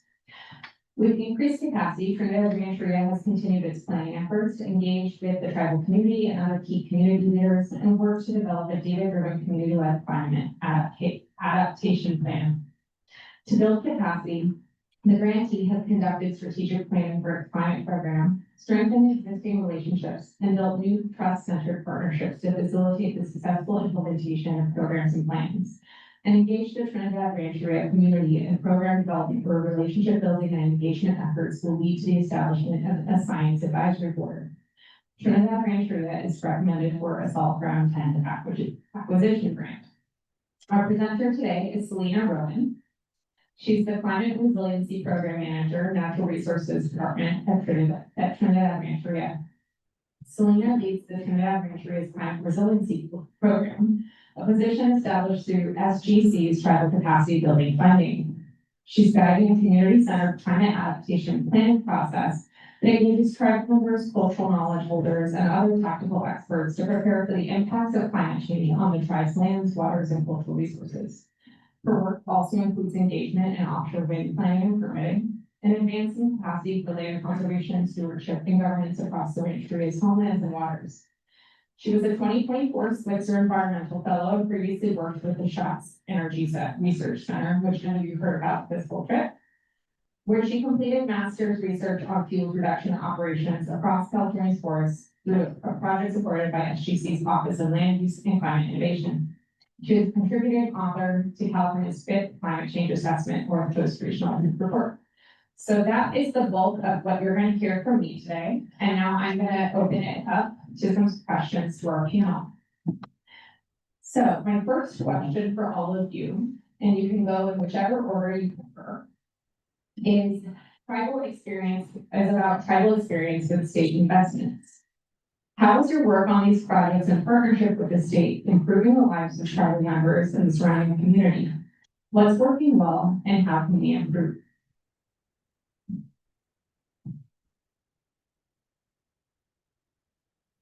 First, thank you for the space. Thank you for inviting the discussion. Happy to be here. Thank you for the introduction as well. Oh, sweet, thanks. I can read that. Oh, nice. So, the salt capacity grant really kicked off the Sovereign Soils project of the Lake Rancheria. It's a land reclamation project for land within our ancestral territory. In 2025, Lake Rancheria has acquired almost 800 acres of land. This is forest land mainly. And the reason is for carbon sequestration, it's for wildfire mitigation, it's for wildlife pathways, corridors, and habitat restoration.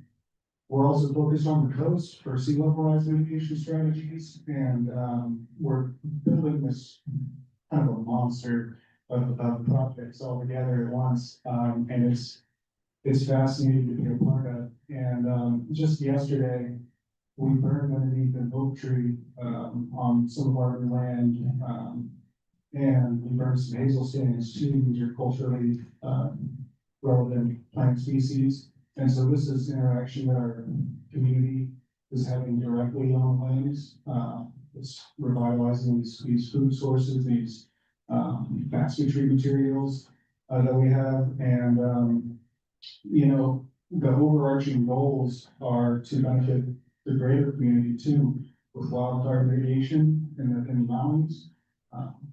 You guys are seeing every year increased catastrophic wildfires. Well, just east of here, it's very dry, it's very hot, and before we actually closed on the biggest property that we got, we started work on a forest management plan. We're working with DIA to get, fuels reductions on those lands, and, you know, we're really looking out for the neighbors as well.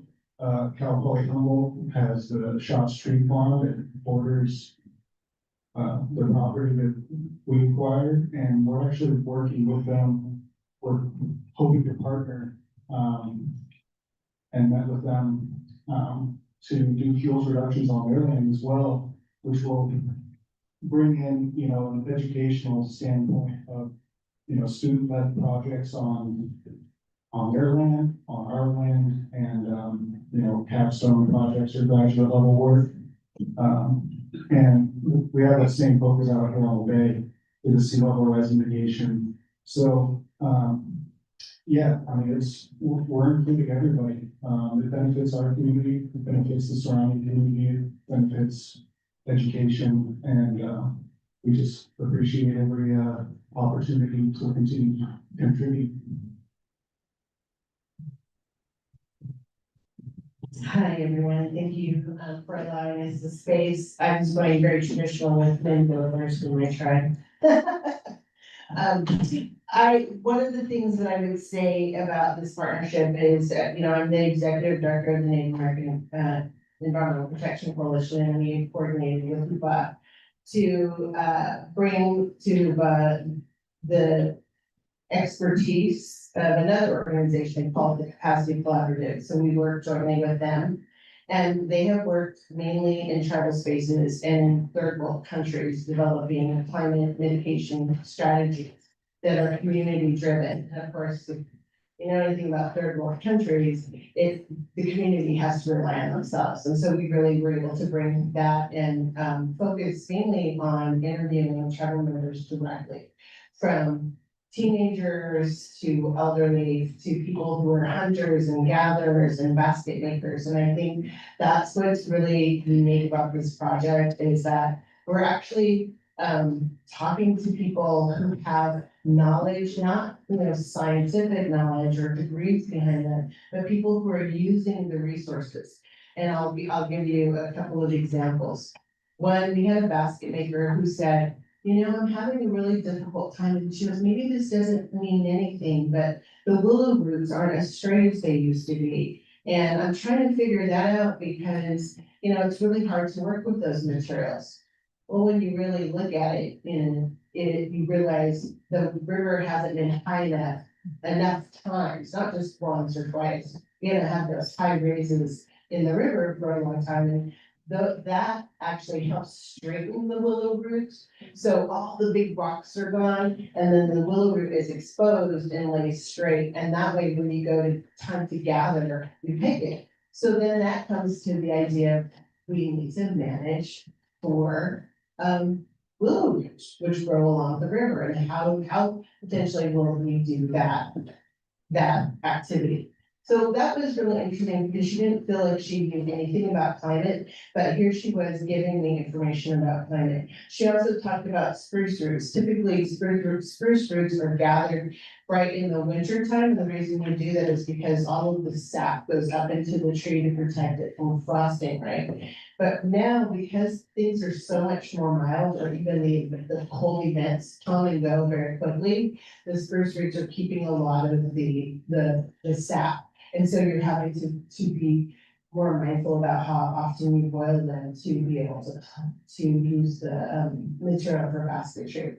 So there, and then, you know, like go on about hazel, like all of these things that people like a basket weaver who feels like they know nothing about climate change is giving me information that tells me exactly how climate change is impacting that very activity. And if that's gone, and it's the same thing for salmon, you know, we were told, it took me a long time to enjoy sushi, and part of that was I grew up, you know, filleting our fish all the time, all season long. And now you hear people say, you know, maybe it's my imagination, but the salmon seems to have more worms than I remember. And the tissue seems to be softer than I remember. So when you put those kinds of one-on-one conversations with individual tribal members, you're really hearing how climate change is impacting the community and really how you're having to respond to it.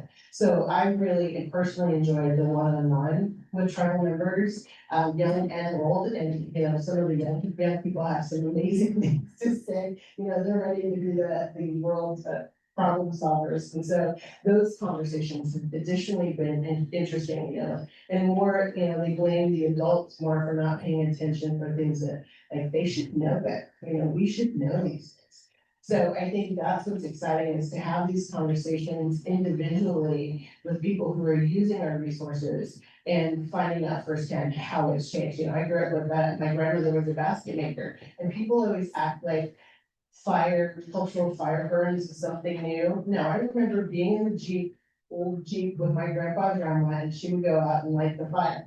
Now, don't think it was indiscriminate, because there was only certain conditions had to be right. The mist had to be at a certain level on the mountain. And at that time, you know, again, the science behind it, they didn't have the science, but they had the knowledge of thousands of years of doing this. So I think that's what's really great, is being able to bring that information together and in a useful way where, believe it or not, we all are, have knowledge about climate change and how it's impacting us. And I think that's the strength. Thank you. It's an honor to be here. It's an honor to sit with with everyone here, with the council and SGC and state staff. I'm honored to be here with the tribal chairman and vice chairman of Trinidad and Shria. And thank you so much. So we're incredibly grateful for the partnerships that we have the opportunity to form with the state and various agencies of the state. And in particular, our tribal capacity building program partnership has been incredibly meaningful for us. We are engaging in a multi-year climate vulnerability assessment and adaptation planning process. And the vision for this project has been to lead a very diverse and multi-layered net of people all engaging together. And I think that's been the strength of what we've been able to accomplish with this work. It's allowed us to build lasting staff capacity in our new climate resiliency program, and also to strengthen the climate focus in each of our other programs in the natural resources department. It's connecting our local priorities is one way we're building this web to regional and state initiatives. And most excitingly, it's giving us tools to engage our community, and particularly the Chile Heights Indian community of the Trinidad and Shria's tribal members to be engaged in a kind of adaptation planning process. Something I'm most excited about that we've been able to get going is our community working group. This working group involves 5 tribal members and a tribal staff who are, as well as the full natural resources department, to work on forming on the ground efforts to support the climate adaptation process. And so what this has looked like has been working in various project-based processes to identify, our first project was to identify sources of non-source pollution and to see problems that might be exacerbated by climate change, increased storm strength.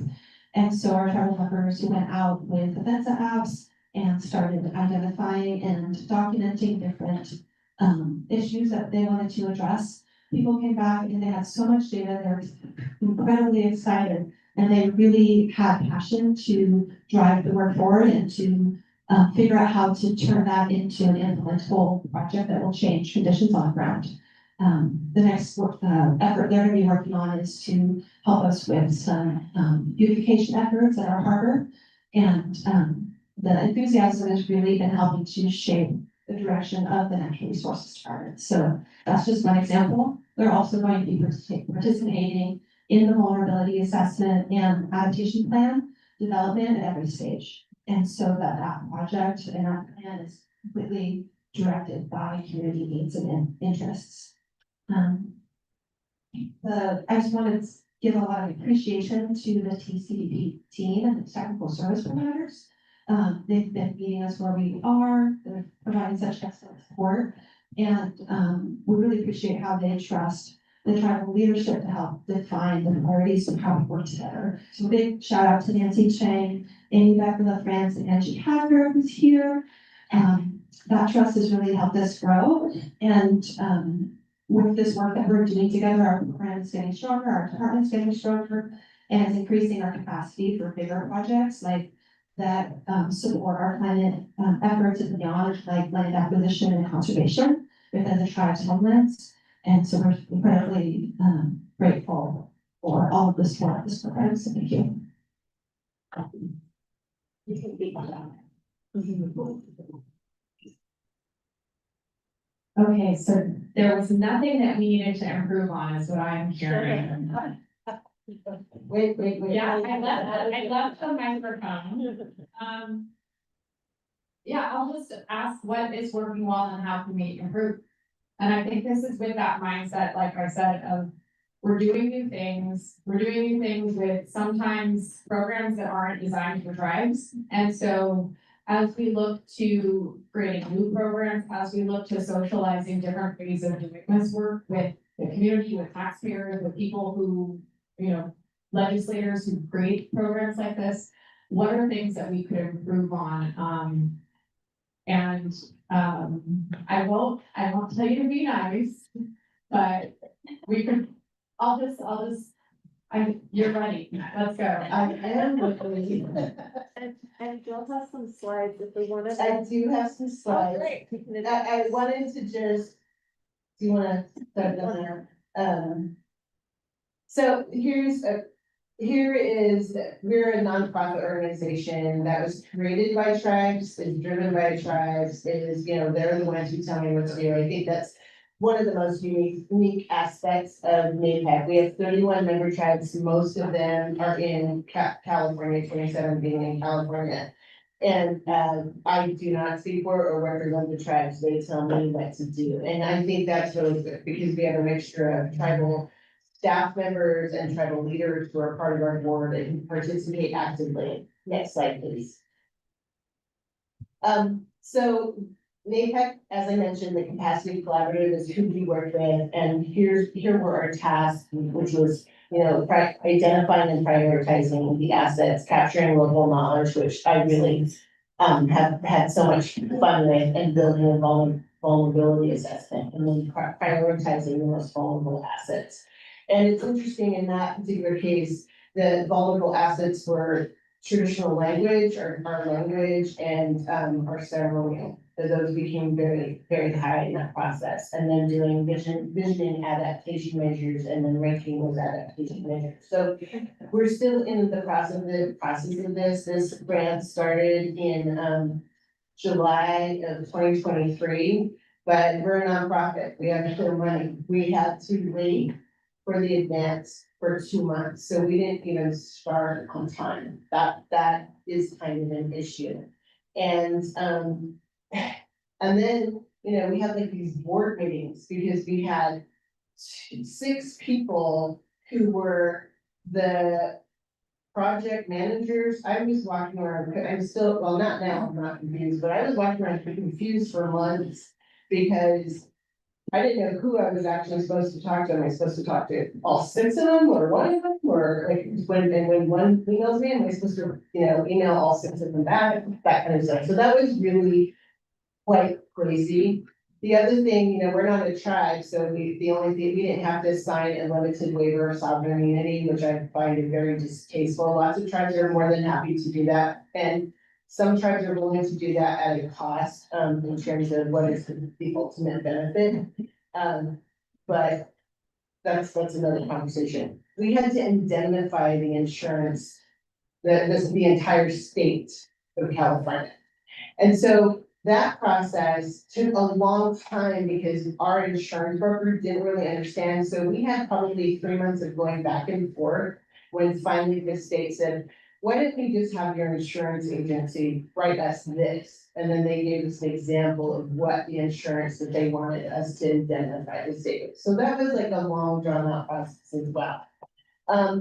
When we initiated the work and started doing the work, the invoice process was horrendous. We spent months going back and forth, and my report, that normally was like 7 pages became 52 pages because they wanted such detail and so, I can give you 52 pages, I'll give you 278 pages if you want it, I'll give you every email that I sent out, I can get that detail. But we didn't get the payment, the very first, well, beyond the advance, which we received in September of 23, we didn't get any money until just this last August of 2025. So work has halted for almost a year because we had no money to do the work. So that, as a result, we've had to extend that. So those are just some of those tough things, and I have to give kudos, I don't know if anyone's here from the California Department of Transportation, but they have a current grant out right now, and one of the very first things they say, I wanted to read it, but well, it's on, is that this grant does not require a limited waiver of sovereign immunity, and it's for planning and capacity building. And that's a grant that's due November 21st, right? Your president, that doesn't require a tribe to sign a limited waiver of sovereign immunity. And I'll just elevate this to Christina, that really we need to look at how can we engage at an equitable level so that tribes, we have tribal courts, will they have a tribal court? Why can't we just use a tribal court, which is a competent court of jurisdiction, right? We have the same competencies as a state court. Why didn't we agree that the states will only come to us in a tribal court instead of us having to go through a limited waiver of sovereign immunity? Because I just literally over the past 60 days have spoken to 76 tribes, tribal leaders, and even those tribes that are willing to sign waivers of sovereign immunity say we would really rather not do that.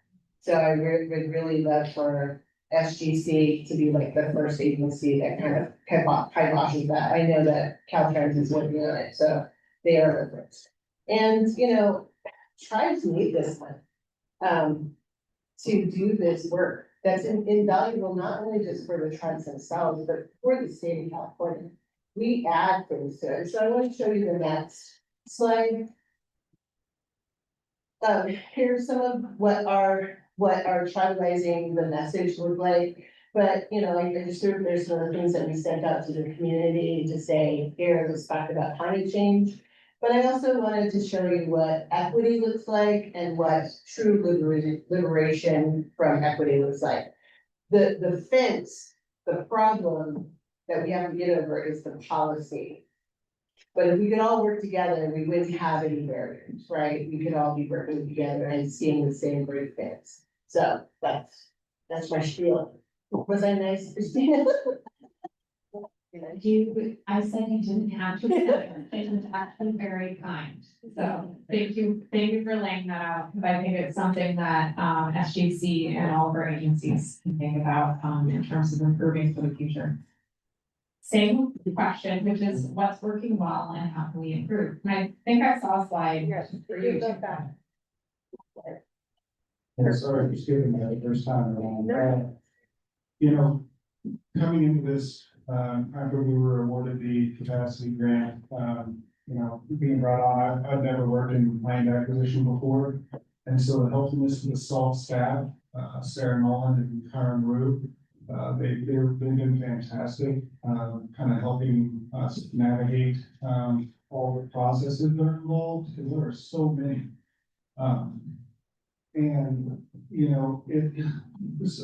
So that's gone really well. We got our acquisition grant in on time, 6-7 months after onboarding. And that's a win. And I'm thankful for that help. One thing that I've noticed, salt versus, other grant funding that we have, for land acquisition, is that funding in hand is much more competitive when you're looking to acquire land, than, you know, when you're trying to get into contract for something that's a possibility, and you're, you know, having sellers take their land off the market, for an appraised value that may not hit. It can be tough and it can be a barrier for a lot of tribes that, you know, are counting on it.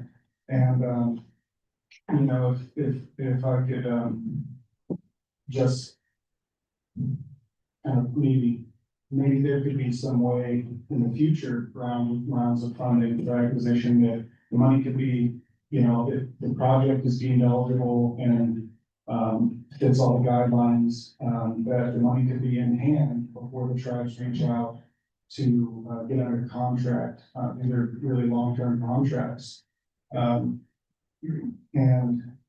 Yeah, the last thing that I have is kind of echoing a little bit of what Jill said is, you know, the reporting and the drawdowns, you know, we are very small in scale when it comes to staffing it, on most tribes, right?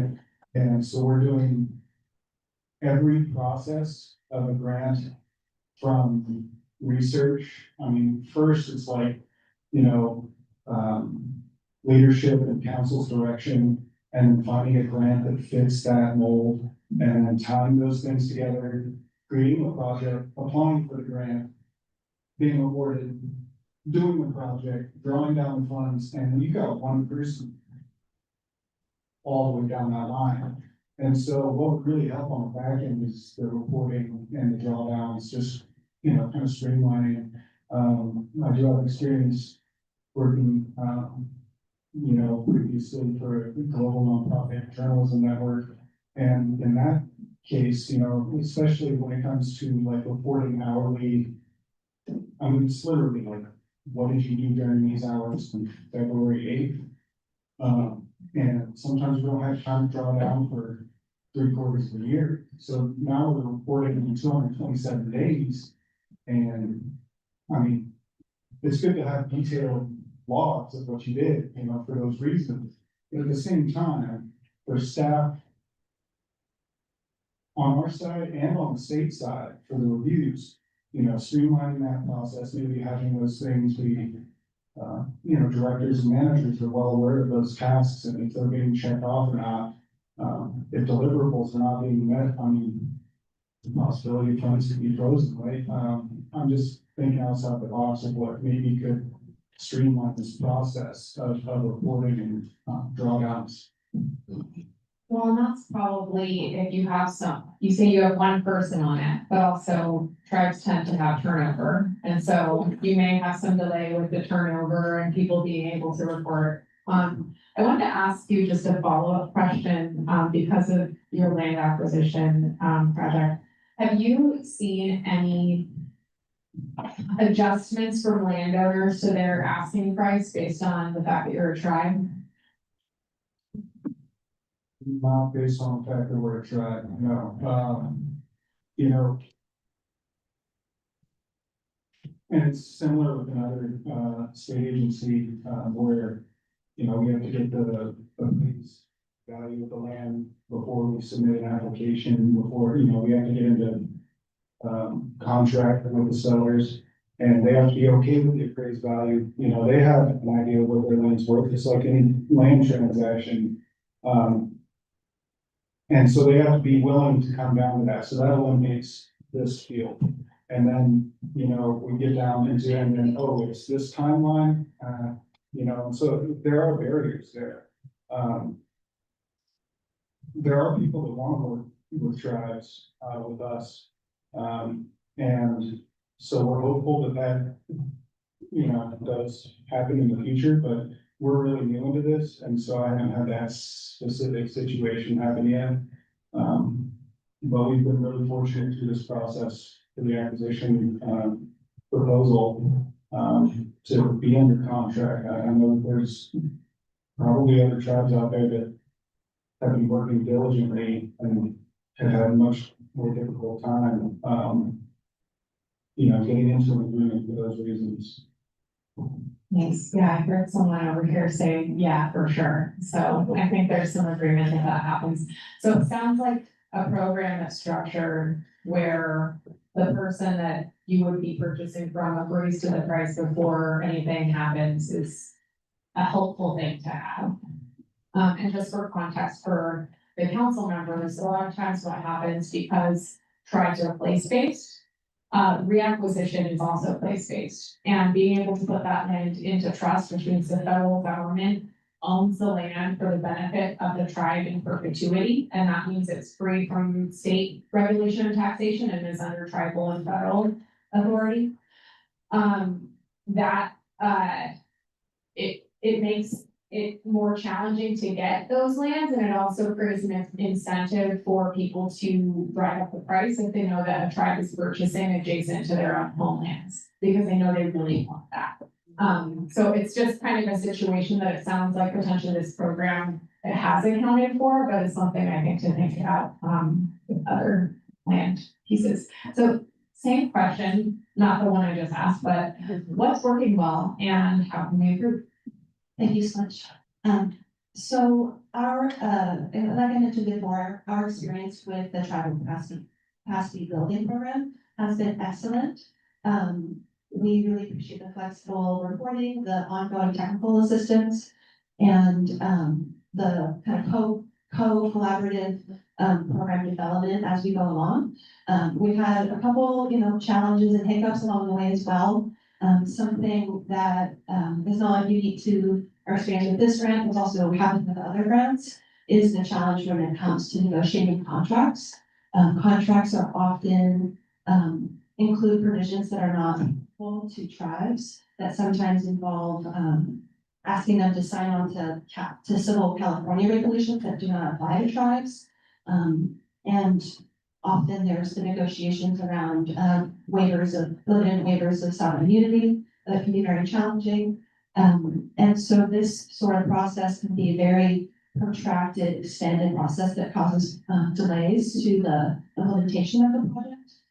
Something that we can imagine that would really improve this process would be to have boilerplate language that's standard across California state departments and different programs that accounts for the unique relationship between the state and tribal entities and their particular legal and contractual needs. This could be done in collaboration with tribes. There's also examples of contracts that have been worked out that people are pretty satisfied with and could be used as a basis for this process.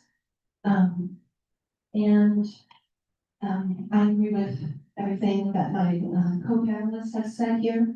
Something else I'd love to bring up is just some of the really great work that's being done by the CNRA Tribal Affairs Office with Deputy Secretary Geneva Thompson and her team. Their tribal grant administration guidance that was just released went through pretty extensive listening sessions with tribes and had really great input from tribes about how to administer grants more effectively and more smoothly for tribes. And so I just really want to appreciate the work that this is doing, and also the tribal representatives who helped make that happen. And because SGC is an interagency council, I can imagine that it can carry this progress forward and try to help apply that across multiple agencies so that when we're working with different state agencies, we're encountering similar grant administrative processes and contractual language. Aligning, standardizing this, making everything more consistent and help get projects move faster. So thank you. I have one more thing. What is up with California Department of Finance? They're still issuing checks. And it takes, from the time an approval happens, it takes 45 days. And I would really ask that it be elevated to the Department of Finance to go to something similar to the federal government with what's called an automated standard payment system, ASAP. Meaning that once you get the grant, let's say it's like right now, our organization has $500,000 sitting in ASAP for a 3-year grant that we have with the federal government.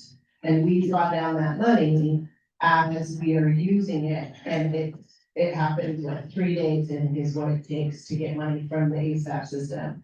So you get your approval in 45 days and then literally you're checking your post office box, which I think is the most ridiculous thing for a governmental agency to have to do.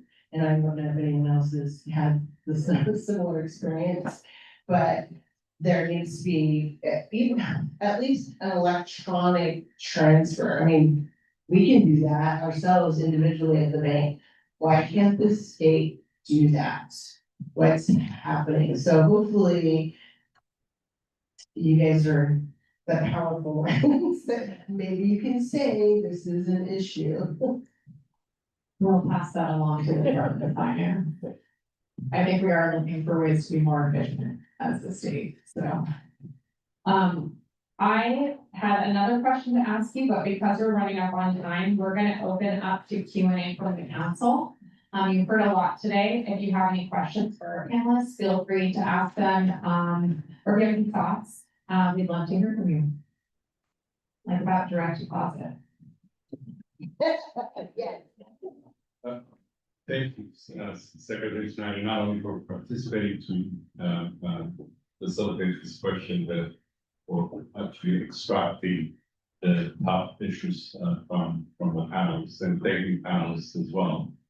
Whenever we talk about the successes, it just makes us feel good that we don't learn anything.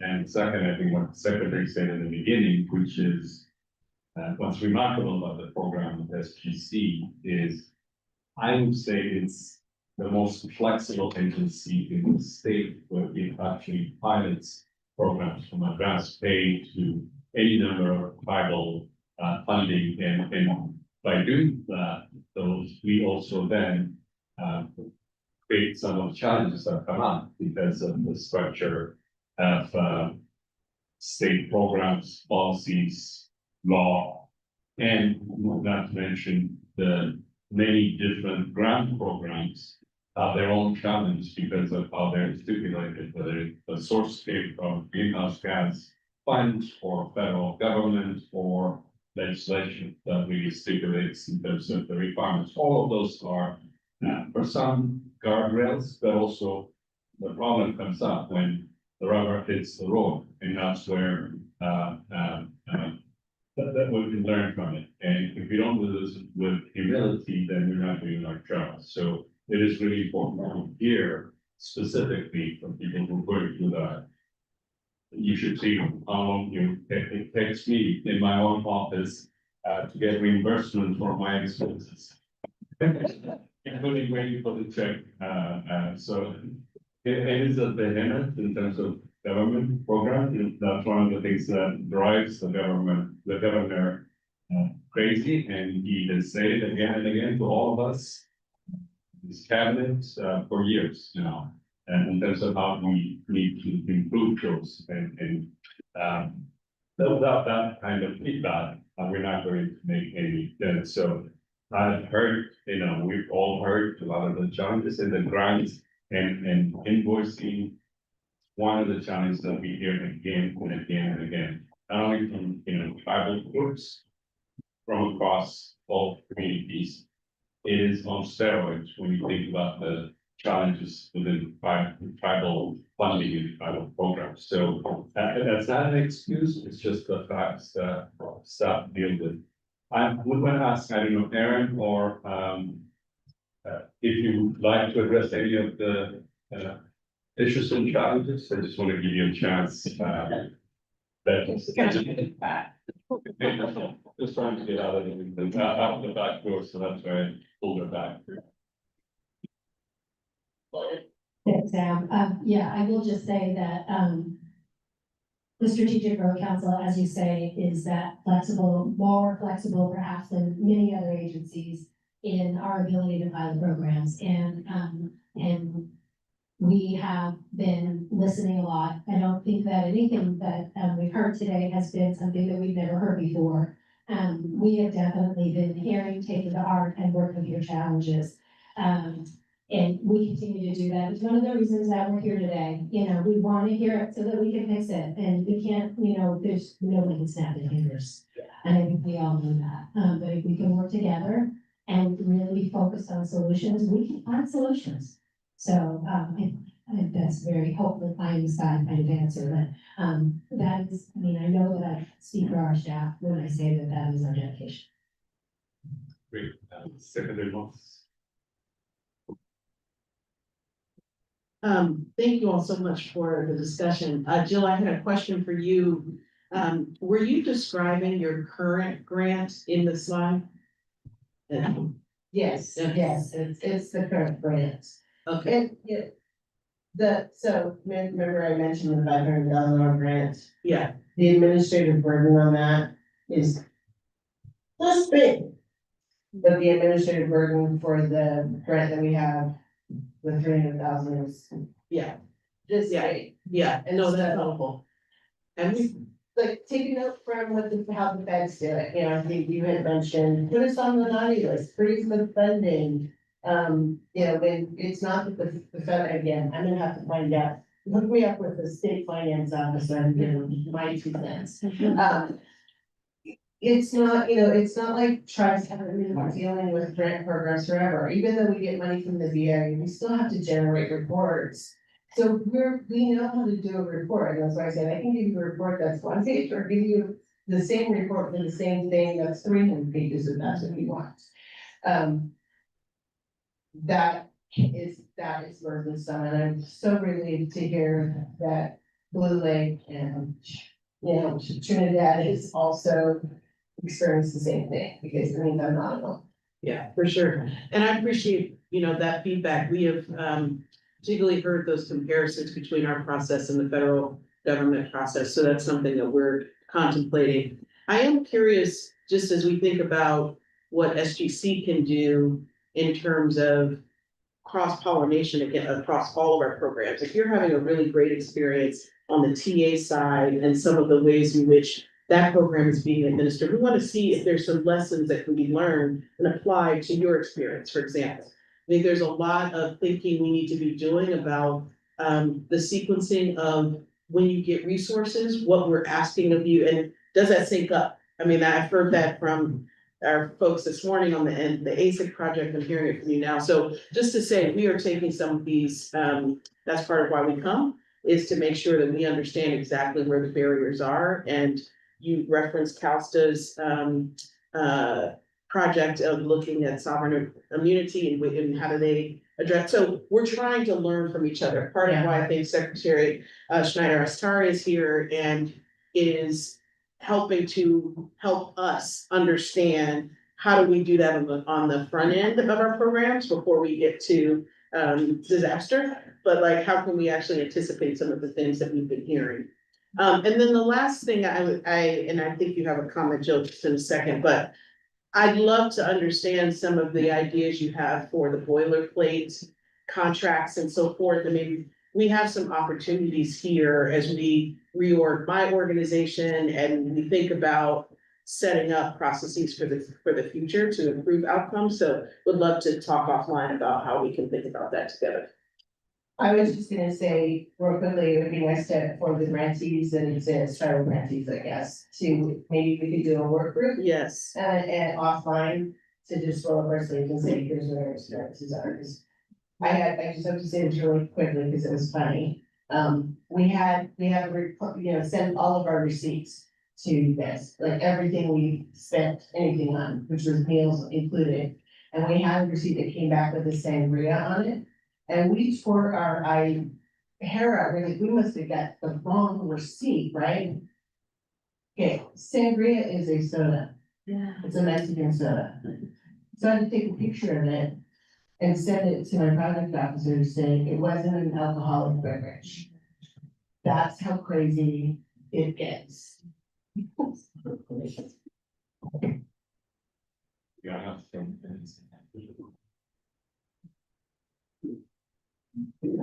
Thank you so much to all the panelists for presenting your feedback, and also to Secretary Schneider for moderating. I don't want that piece about the limited waiver of sovereign immunity to get lost. I think it's really important that we heard today that this is an issue across all of the tribes in your work. And I thought it was also really important that we heard that some of our fellow council member agencies have been hard at work to address this issue. And, I think I am aware of, SGC staff having worked on some, just various meetings to talk through and workshop, you know, how to remove that requirement from, the requirement of signing a limited waiver of sovereign immunity from tribes being able to access grant money. It's definitely an issue that we're looking at with the EPA in our environmental justice action grant. And so, I would love to hear other folks' reflections and thoughts on how they are working through this issue and thinking through how to address that requirement within their agencies. And if we can't have that discussion at this current meeting, maybe let's bookmark it or in the future. The discussion, a special topic. I just wanted to add on to what you were saying. Thank you. I also wanted to identify the work that the California Energy Commission is doing in their tribal affairs office with Sierra Graves as being just excellent in working with tribes, and she's really putting in the hours and the miles to gather feedback from tribes about what is working. Reed Frawley at CPUC is also someone I would love to elevate in her leadership in this kind of work. So yeah, there's some really great examples out there and people work with us, and we'd love to see it standardized.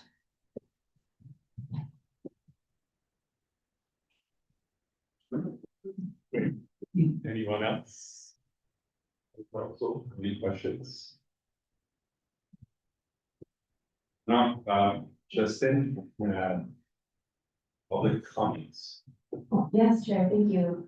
So we have a public comment from Jessica Gravel with Trinidad, Nigeria.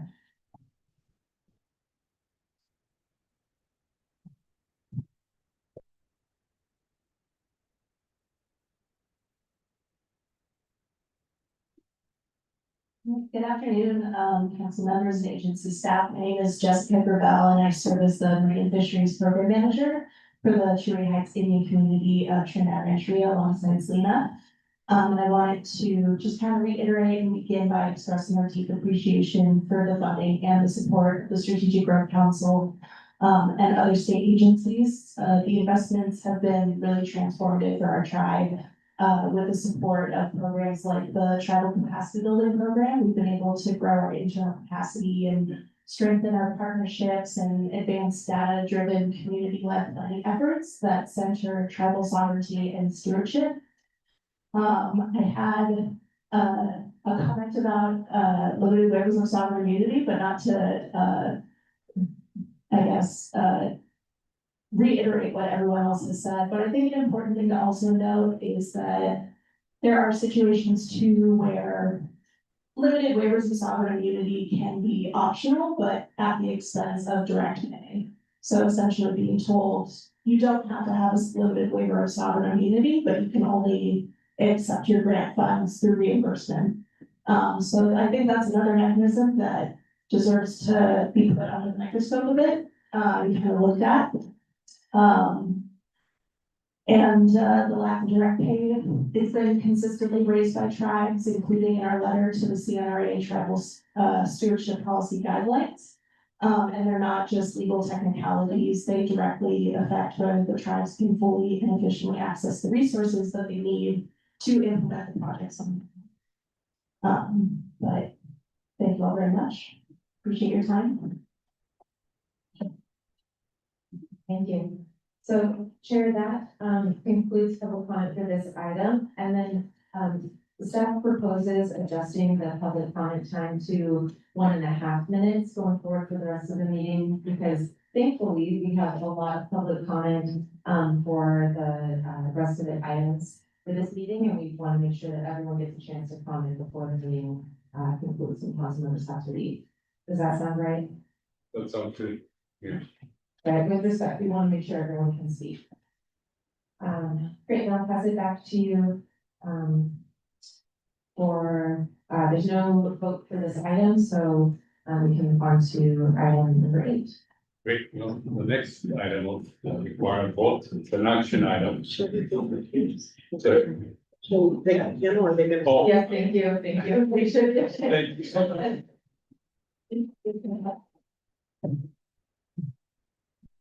I'm excited about the next slide. Which is an action item for the Sustainable Agricultural Lands Conservation Mountain Awards. And I would like to invite Amar Sid, Deputy Director of Community Investments and Shana, Extension Power, Division Director from the Department of Conservation. That's presenting at the level of council discussion by all the comments.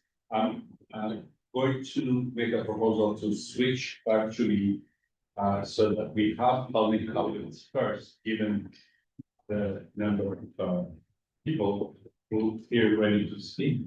So I'm going to switch. Council is fine with it. We'll take public comments first, followed by council discussion. Great. That.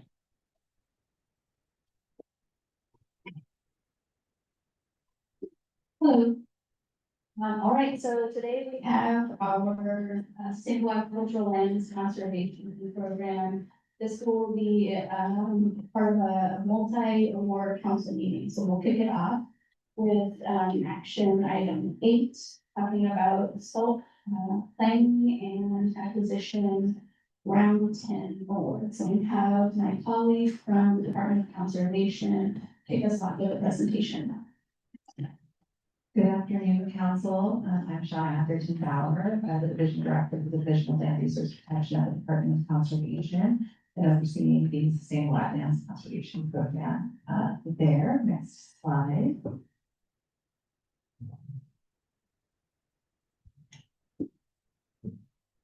Okay, so just for a quick reminder of our timeline and how we got here, you can look at the screen. I won't read every single line. But as a reminder, at SGC's direction, staff did take time in 2024 to develop a policy on tribal notification and refined our process for tribal engagement.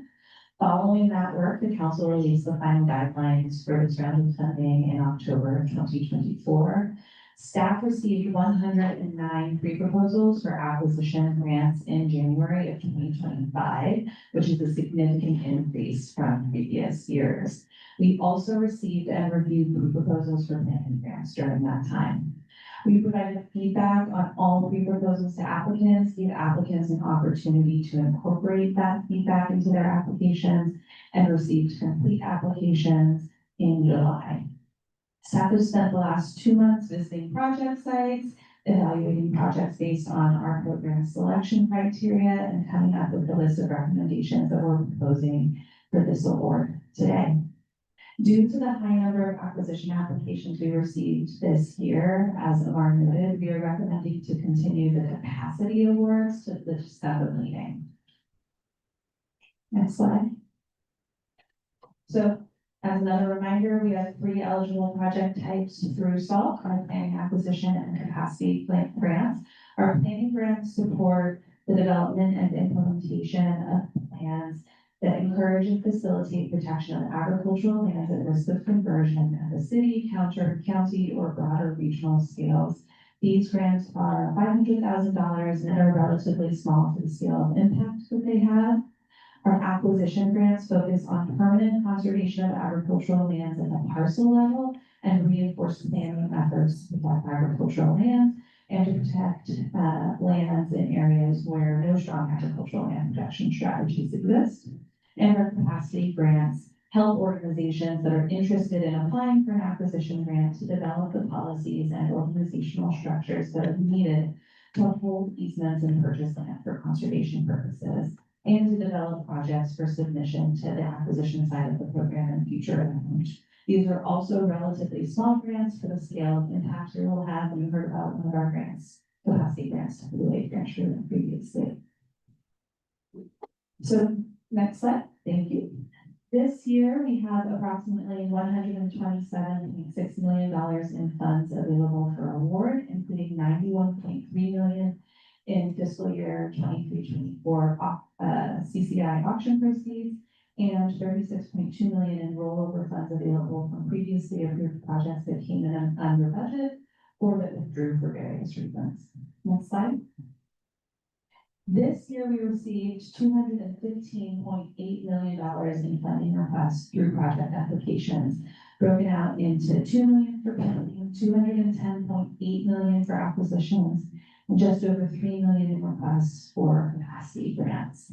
We're recommending that the council hold sufficient funds to award all capacity grants in December, though we may not end up recommending all capacity grants, that all capacity grants be awarded. Any funds that are not awarded to capacity grants in December will recommend rolling into the next application cycle.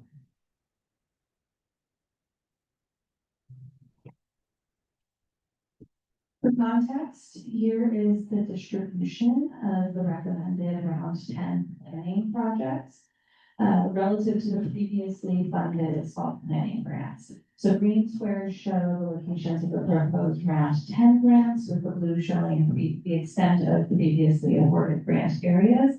The round 10 projects are Santa Barbara, were submitted by Santa Barbara LAFCO, the County of Humboldt, Lake County, and the Alameda RCD and LAFCO.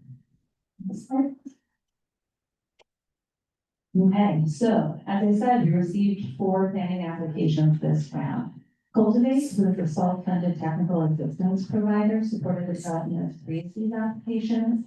The Santa Barbara County, the Lake, and the Alameda County projects. The Humboldt application was developed with technical assistance from SALT staff.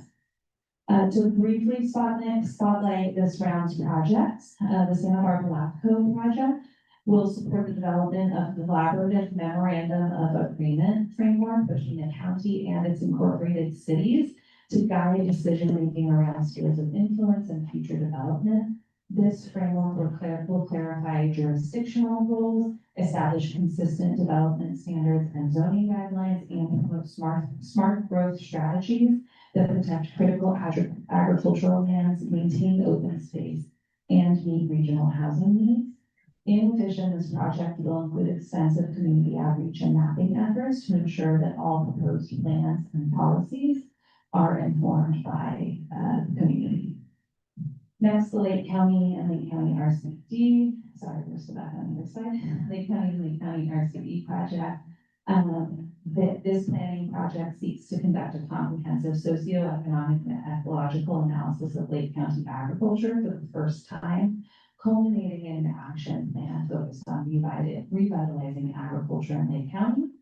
The Humboldt County plan will support the development of a carbon stock inventory and carbon sequestration feasibility study to develop a better understanding of the existing and future carbon sequestration capacity in Humboldt County, it also includes extensive outreach and collaboration. And then the Alameda RCD project.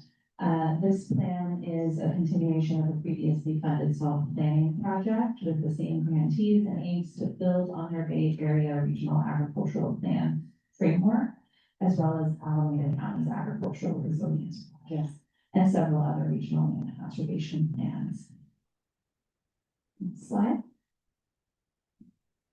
So all 4 grants meet statutory requirements and guideline objectives of supporting the implementation of a sustainable community strategy, supporting greenhouse gas emission reduction efforts, promoting infill and compact development, and establishing a comprehensive set of goals, policies, and objectives to support the long-term viability and protection of agricultural lands.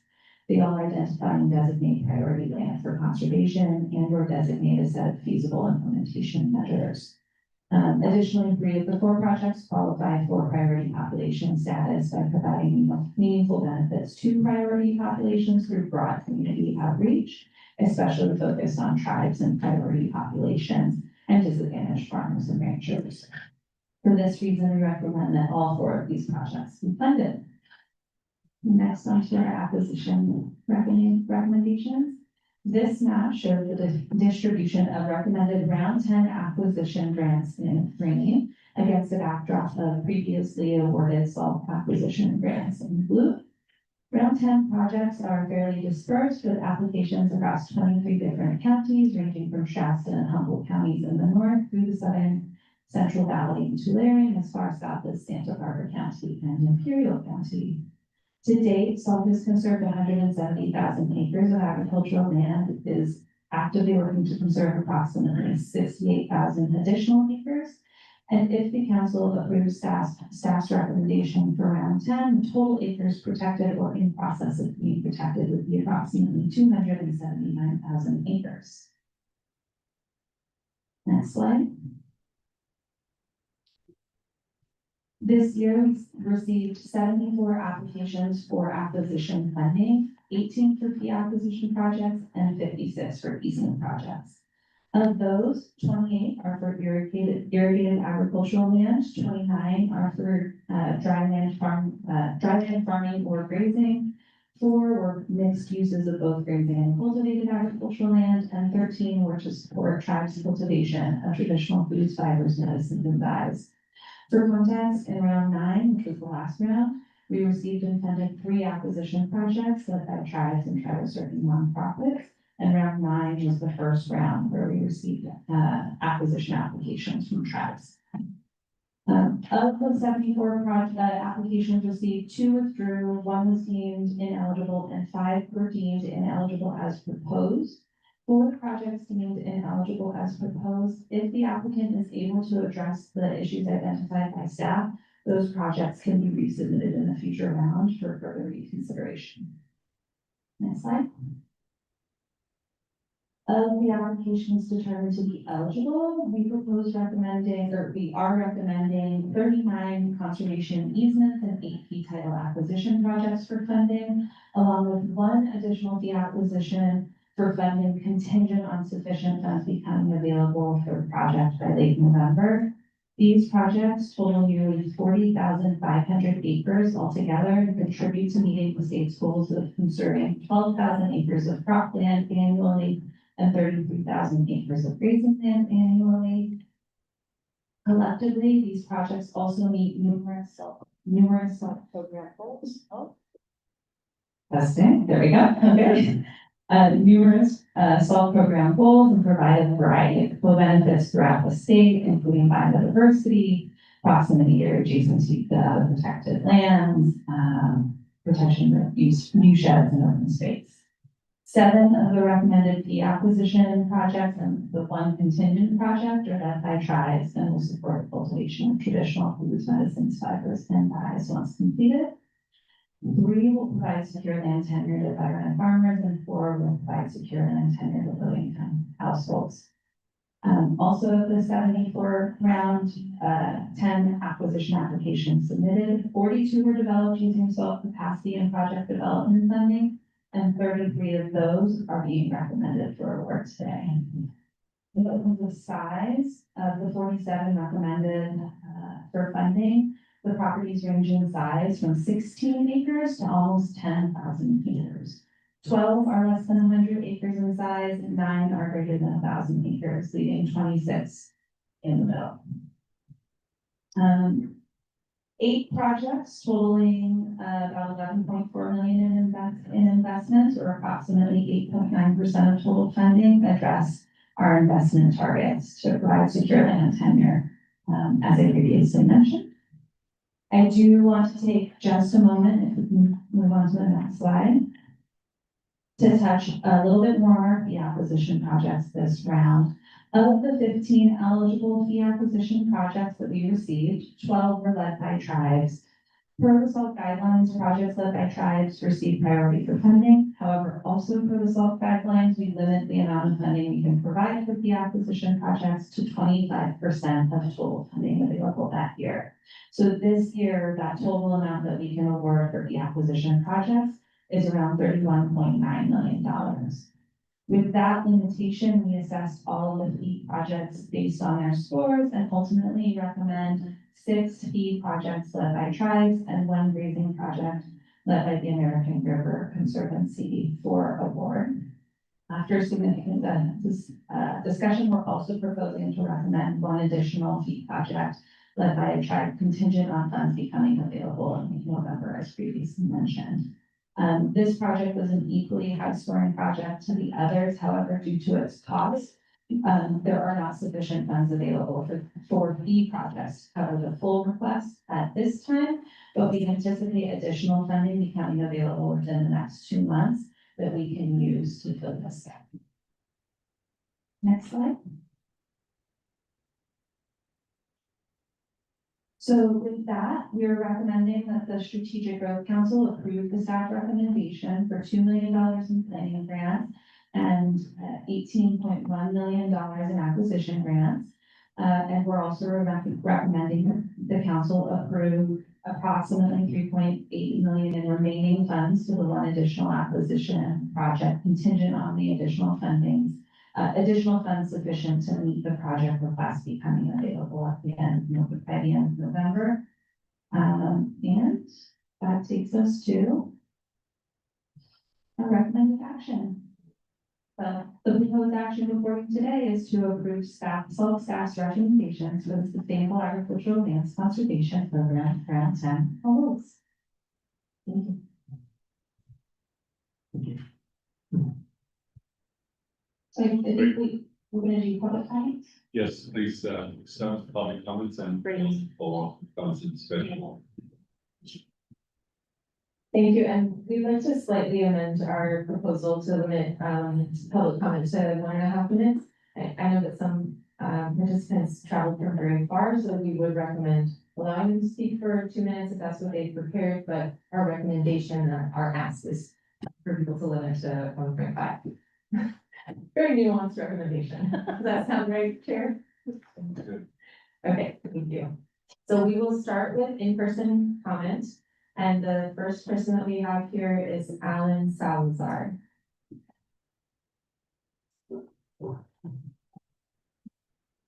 And do you have a microphone here available for you? What happened is fun. Do you have a microphone, sir? Everyone, Alan Salazar. Hello,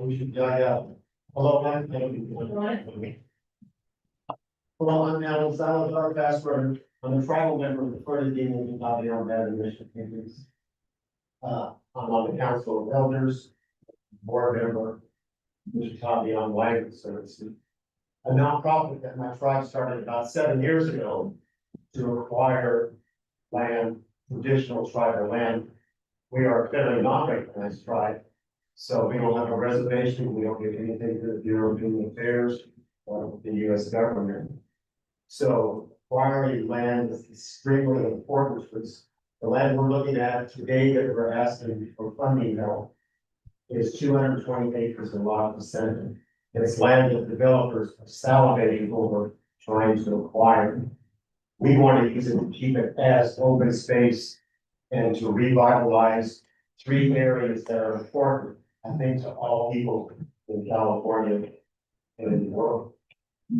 Revitalize native cultures that have struggled and suffered during the last 300, 400 years. To revitalize our wildlife population, the bears, the mountain lions, the wolves, the small animals, small creatures, and to revitalize our native plants, which is so important to all of us. I find it fascinating and actually a little upsetting when I first came here after the missionary evening and I had dinner just down the road here in the waterfront. To realize that on this island was one of the worst massacres in California history. And I'm thankful that my Rio brothers and sisters allowed me to come and speak today. And I thank all of you for giving us time to share our hopes and dreams for the meetings out here from the mission communities of San Fernando, California. Thank you. Thank you very much. And our next speaker is Jesus Alvarez.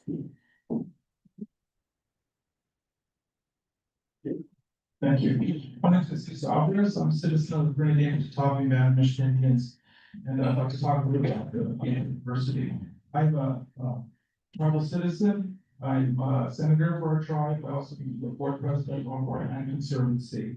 A little bit of my background, I was a science camp counselor, and I belong to the California Restaurant Growers. So I kind of love this stuff, and I'm really honored to be part of this grouping.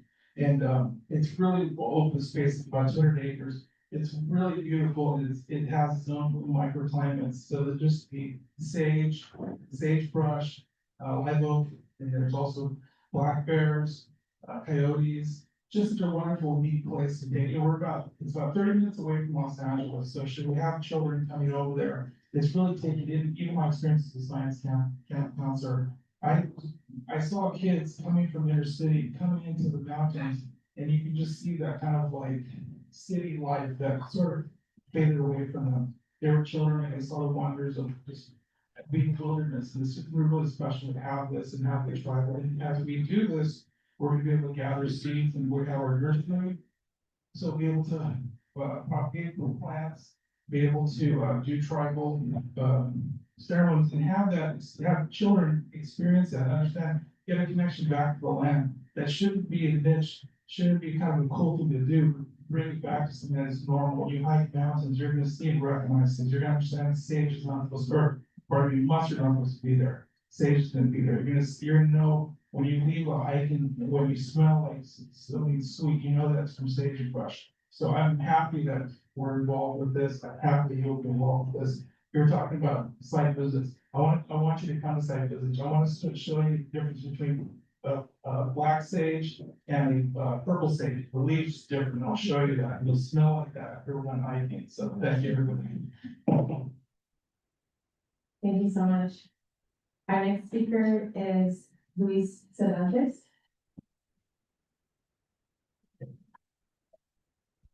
Council, it's a pleasure to be here with you, coming from Los Angeles as well.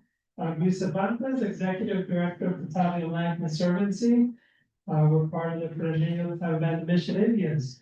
Wanted to share with you, last year we had the opportunity to open the first tribal nursery in Los Angeles. We're planting 700 trees, and we're having a travel planted throughout the Los Angeles area, particularly in the resource area where canopy shading is needed. And we're continuing on to other opportunities with the nursing and providing plants that are necessary in our community as well. You know, when we speak about one in Los Angeles, it's very difficult to find in the metro area or near. Here we're talking about 220 acres owned by a 93-year-old woman who was a retired principal and used the location to bring kids from the inner city. So it is in our heart to ultimately be able to see it stay in its natural state. And we're looking forward to being able to steward that. Last year, we were also recipients of a donated land from a woman from the Bay Area, believe it or not, and given it to us in Los Angeles, 550 acres, first land under the ownership of the tribe in over a century. So we're really grateful for this stewarding opportunity again. And I just had a clarifying question regarding this being contingent. As I understand, when I was doing the reading, there's $2.9 million available, but it's contingent on maybe bringing it to fulfillment based on a timeline of 7.8 million. Correct. Right now, we have the proposed action that this would be a contingent award, so there's about 3.8 million right now that we have available. Because this is a fee project, we need to have a fully funded amount. We do believe, or we're anticipating that there are going to be some disencumbered funds over the next 8 weeks that will be added to this project to make it full, and that way we can move forward with it. Thank you very much. Thank you so much. Next, we'll receive public comment from Sharon Sand. Thank you, council. Thank you, staff. My name is Sharon Sand. I'm from the Trust for Public Lands and the California Public Grants Program Manager. Really excited to be here with you today. My family has personally known the current landowner through her work as a elementary school principal and for decades. And we are thrilled to see the tribe's vision and her dream aligned so beautifully. We're appreciative of SGC's meaningful inclusion of tribes, tribal use of the natural world, and definition of agriculture, which has created opportunities for more tribes to apply for SGC for SALT funding. We are grateful to the SALT staff for their deep expertise and their patient guidance throughout the application process. Trust for Public Land is a national nonprofit that works to protect land, provide green spaces, and connect communities to the outdoors.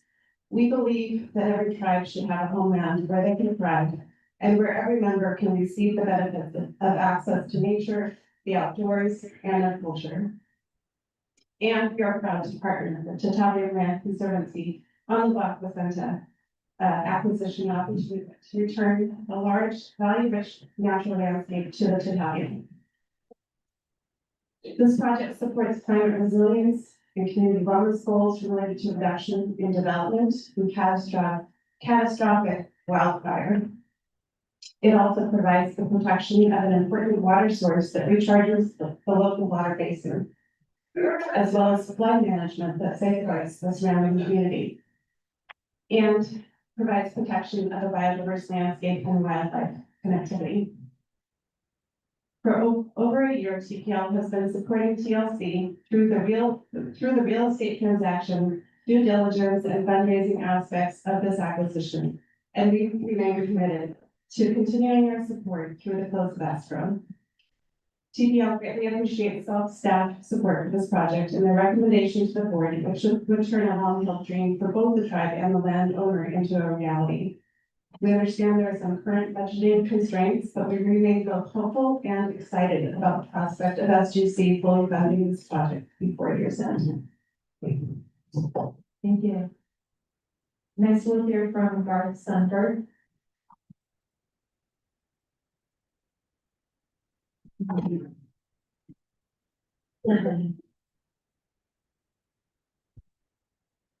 And excuse me, I should introduce you as Chairman Garth Sunberg. Afternoon, council members. It's good to be here. Representative Trinidad Rancheria. We value the growth between the partnership between tribal and state. I can't see very there. So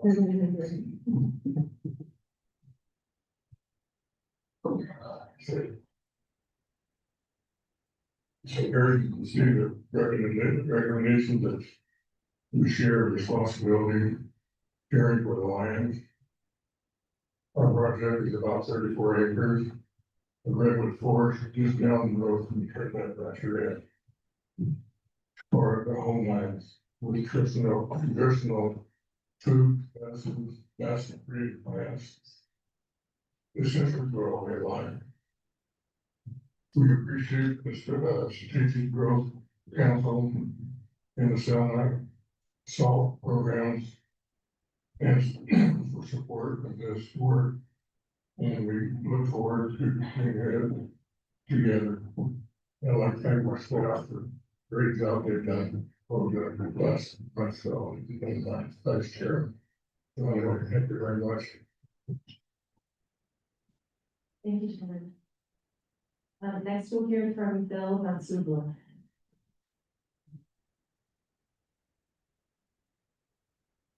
Distinguished chair and distinguished council, I want to thank you guys for visiting and sharing this space with us. And like, you know, I can tell you took a lot of notes. I really want to iterate and thank the staff that were in the trenches with us, both during the application and process for the capacity grant, round 9 capacity grant, and we hired the honorable council member Shackelford, and you saw a lot of presentation, and he covered the property a little bit, so I'm not going to dive into that. But we were in the trenches with Sarah Nolan, at Saul, Karen Brew, Saul. I've been really appreciative of Erin Curtis and her staff. We've been like sharing a lot of knowledge with them, and thanks for coming to Blue Lake Rancheria to check out our garden and the California Job Search, also check out our microgrid. And, you know, we're in the trenches with them, and I just want to, hopefully you take that and accept the recommendation that they are doing the hard work alongside us. They are, we couldn't do it without them, so thank you. Thank you. Next we'll hear comments online. First speaker is Kyle Walsh. So I believe we will ask you to unmute.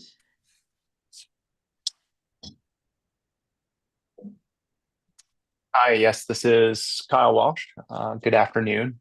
Conservation Director with the Land Conservancy of San Luis Obispo County. Just like to take a moment to thank the council for considering two grants to our organization, the Rigetti Fiscalini property and the Sage Ranch, both within San Luis Obispo's city greenbelt, protecting important agricultural lands right on the fringe of our city here, an important mix of opportunities here in partnership with the SALC program. Special thanks, of course, to the Department of Conservation staff, their professionalism, their review of not only our applications, but an outstanding number of other applications and great projects throughout the state. These projects aren't possible with this collaboration, with their support, and the detailed review all of this work goes under. So thank you for considering this suite of projects throughout the state, in particular these two towards the Land Conservancy's projects near the city of San Luis Obispo. Thank you. Thank you. And I want to acknowledge we've got two more speakers in person, but who originally signed up for general public comment. If you do want to make your comment now with this item, that would be appropriate. No? Okay, then we will circle back to you. Thank you. So next we'll hear from Lynn Overtree.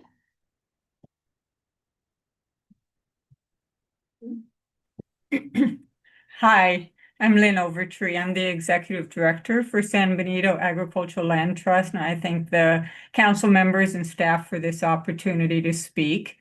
In 2022, you guys awarded a SALT capacity building grant to the San Benito Agricultural Land Trust, and at that time, we had less than one full-time employee, and now we have 3, your funding being a large part of that growth. So thank you so much.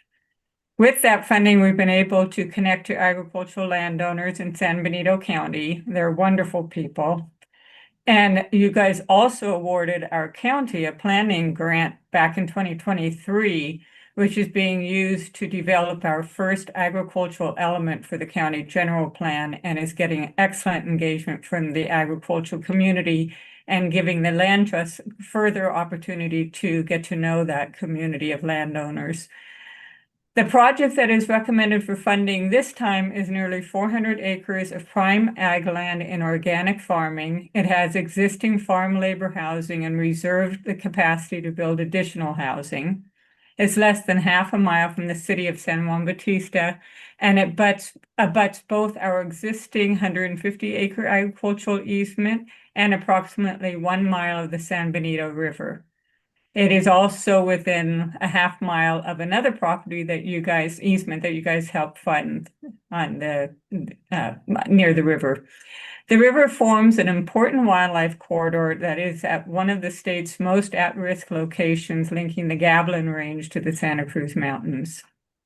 The landowners have a long history of farming and ranching in the San Benito County. They're engaged in the Cattle Women's Association and the Ag Element Stakeholder Planning Group, and they have been a delight to work with. We look forward to an enriching partnership with them, and we respectfully urge you to support funding this project. Thank you. Thank you. Next, we'll hear from Jen Kuzmar.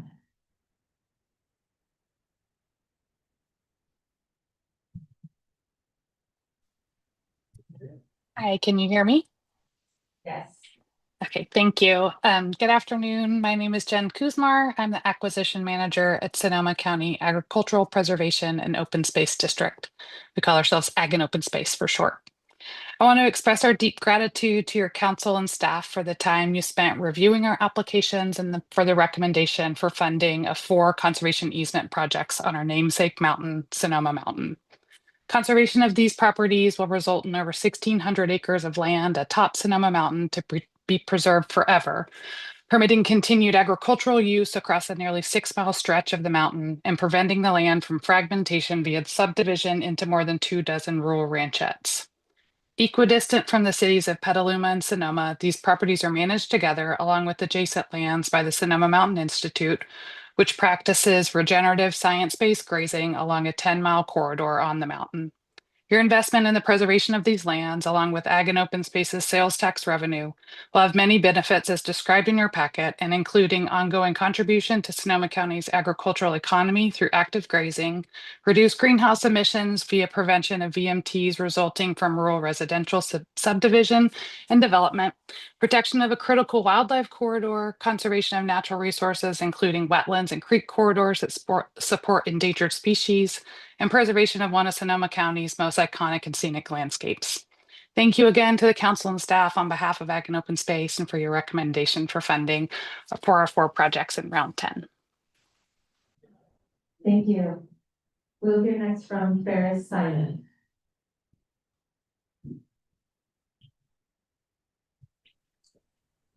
Hi, good afternoon. My name's Ferris Simon. My family's ranch is located on the north side of Highway 140 in Cathy's Valley, and is a conservation easement application that was recommended in this round of SALC funding. So thank you so much for the consideration.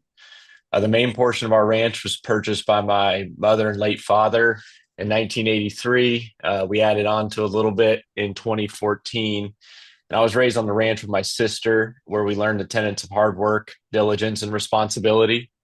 And because of this upbringing, we have a strong connection to the land as well as the livestock and the wide variety of wildlife that resides there. Fortunately, my wife and I are blessed to be able to provide the same unique upbringing for our 2 young children. Like many ranchers, I'm sure, whose property is near a growing population center, the value of the land continues to grow over time, primarily due to sprawling development pressures. And these pressures create a variety of headwinds for our long-term goal of preserving the property in its current state. Figuring out a solution has been a forefront of our family conversations for many years. But with working with the Sierra Foothill Conservancy and by association, the DOC, I think we found hopefully the lone solution where our aspirations of preserving the land as is can be met, while also creating maximum alignment of interests amongst the various stakeholders. So again, thank you all for the time, the consideration, and the support. Thank you. Next, we'll hear from Jeff Batson. Thank you, Chairman, council members, and staff. I'm the director of the Conservation Easement Team for Oswit Land Trust in Palm Springs.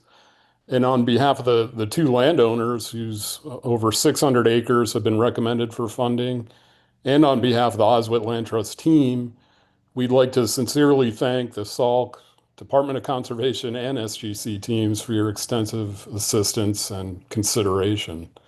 And specific thanks to Artemis Polizos and Cassidy McSurdy for all the support and the site visit.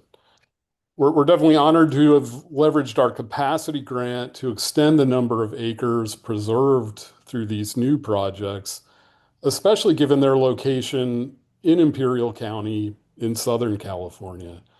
This area is experiencing major growth and development, and these projects will help directly address the SALC program goals. Additionally, this is a region with over 500,000 acres of farmland. It's a major stop on the Pacific Flyway, and it's also home to numerous wildlife species. This region is critically important in supporting food security in California, across the nation, and literally around the world. And we're very grateful for the investment in this community. Thank you again for your consideration. Thank you. We'll hear now from Noelle Chambers. Hello, my name is Noelle Chambers. I am Executive Director of the Alma Mutsun Land Trust, which is an organization formed by the Alma Mutsun Tribal Band to enable the return of ancestral lands and restore the tribe's role as environmental stewards. I want to thank you for your consideration of this grant to support the fee acquisition of a very important 30-acre property that contains a significant portion of the historic Chautauqua Village site in an area that is currently known as Gilroy in Santa Clara County. Chautauqua is also known as the place of the dance and is one of the most sacred and historically significant sites for the Alma Mutsun people.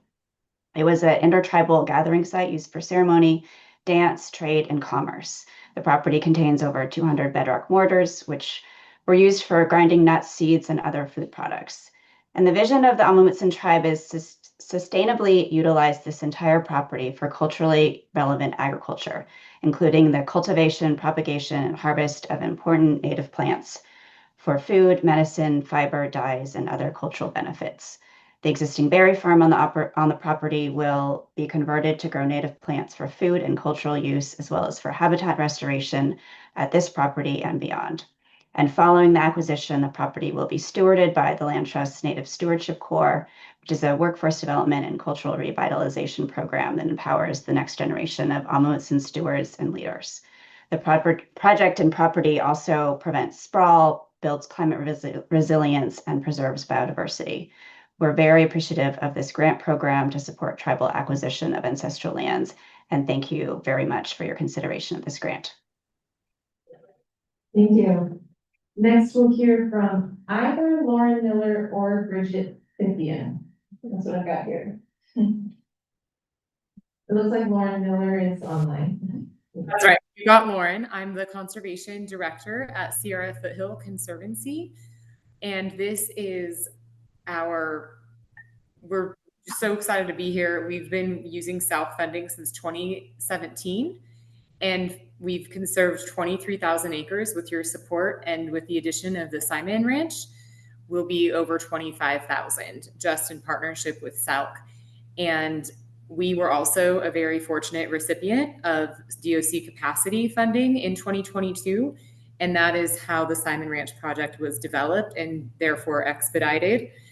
And without the SALC program, we would not be able to meet 30 by 30. The pace and scale that we can accomplish with the SALC funding is what's going to make that goal possible.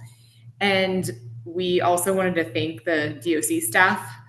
Without your transaction and acquisition expertise and helping us submit project-ready acquisitions, we wouldn't be able to expedite and increase our closing efficiency, which is another way that we can help meet the 30 by 30 goals. And I also wanted to share a little bit about the Simon Ranch. It's impossible to do these projects without partnering landowners, and our ranchers are our best partners and allies in working lands. And I want to thank the Simon family, the SGC, and DOC for the opportunity and the recommendation to fund the Simon Ranch conservation easement. Thank you. Thank you. We'll hear next from Christy Fisher.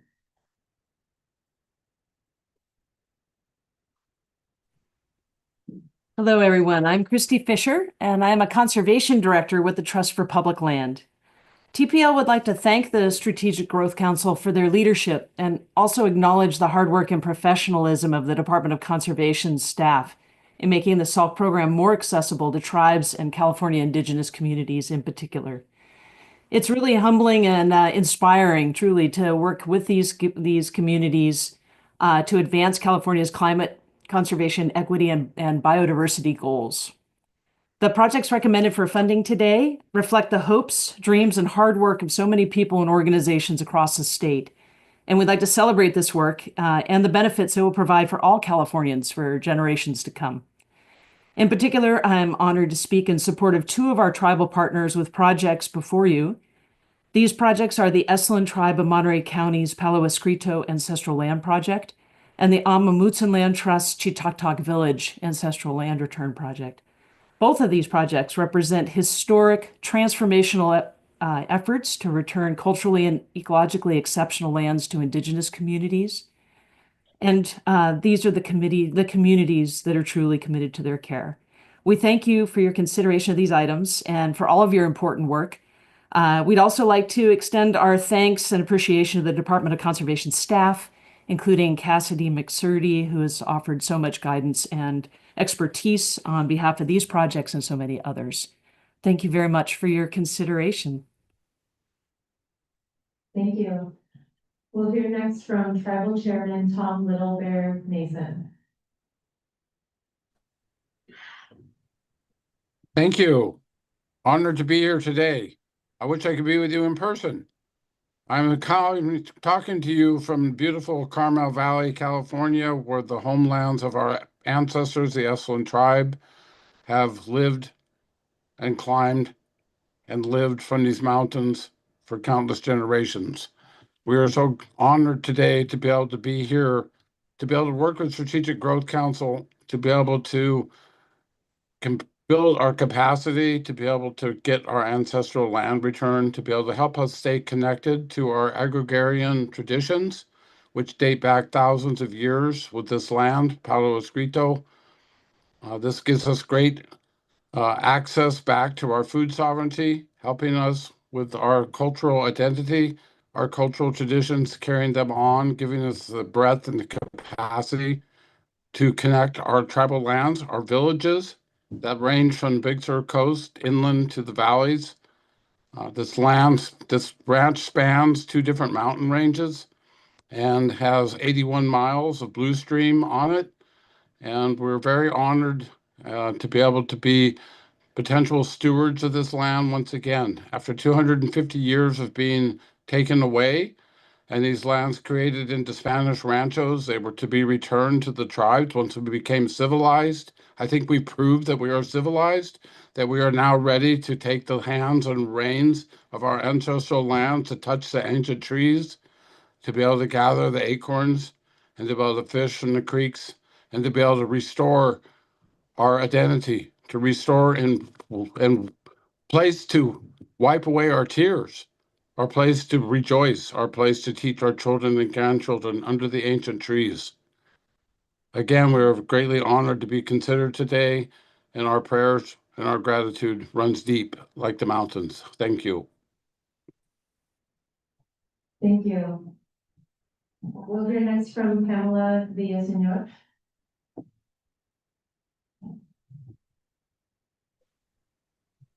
Aminatam, good afternoon, board members. My name is Pamela Villaseñor. I am a citizen of Fernandeño Tataviam tribe, a mother, knowledge keeper, and executive director of a Native American community-based organization providing services. I'm here to speak from the heart about the La Crescenta property, not just as land to conserve, but as land to heal. These 220 acres in the San Gabriel foothills are more than open space. They're a living classroom full of plants our people have used for generations. They're home to deer, coyote, and even bears, reminders of our relationship with other beings. For our tribe, access to land means access to wellness. It's a chance to gather traditional plants, walk ancestral trails, and pass on knowledge through lived experience.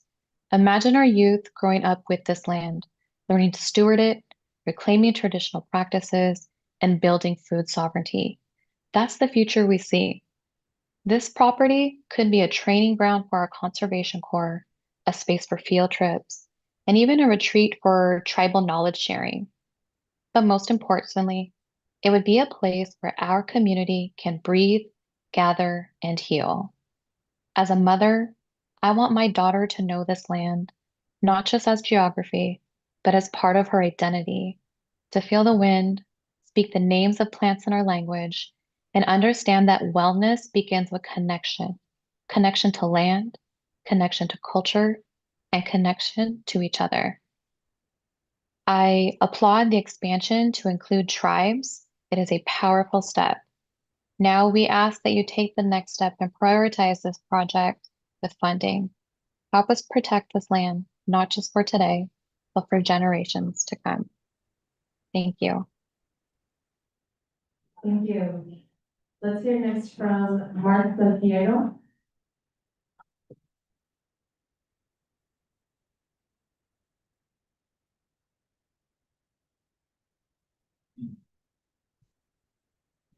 I think we still need to unmute. Mark. Good afternoon. Thank you for giving us the opportunity to speak here today. My name is Mark Del Piero. I'm the CEO for the Ag Land Trust. We will be celebrating our 42nd anniversary this coming February. And throughout that entire time, the Ag Land Trust has been committed to the preservation and protection of prime and productive farmlands on the Central Coast of California. We strongly encourage the council to favorably consider your recommendations for items 80, 83, and 84. They will encompass just shy of 1,000 acres entirely of irrigated farmlands, all three of which produce three crops per year, pretty much unprecedented in the state of California outside of the Pajaro and Salinas valleys. We would very much appreciate the opportunity now, besides getting your favorable consideration for the recommendations. We want to thank members of the Department of Conservation staff for their ongoing commitment, not only to professional excellence, but also to the kindness that they've extended to us. And specifically, Shanna Atherton Bauer, Tim Bryant, Karen Rao, Lauren Fox, Artemis Polymos, and Cassidy McSurdy. All of them spend innumerable amounts of hours with us, helping us to pursue the acquisition of conservation easements on farmland that's effectively irreplaceable here in Central California. With the council's agreement to this, to the three recommendations today, we will have permanently preserved over 51,000 acres of prime and productive farmland in Central California. Thank you for your time. Thank you. Next we'll hear from Tracy Ellison.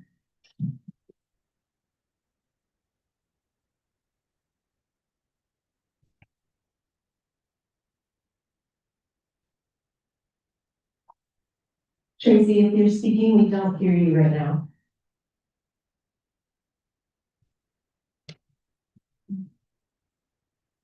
You might check to see if you have a second device that's muted.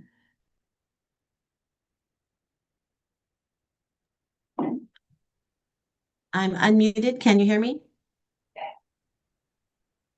We can hear you now. Thank you very much. Again, thank you, Council, for your time and commitment to the SALT program.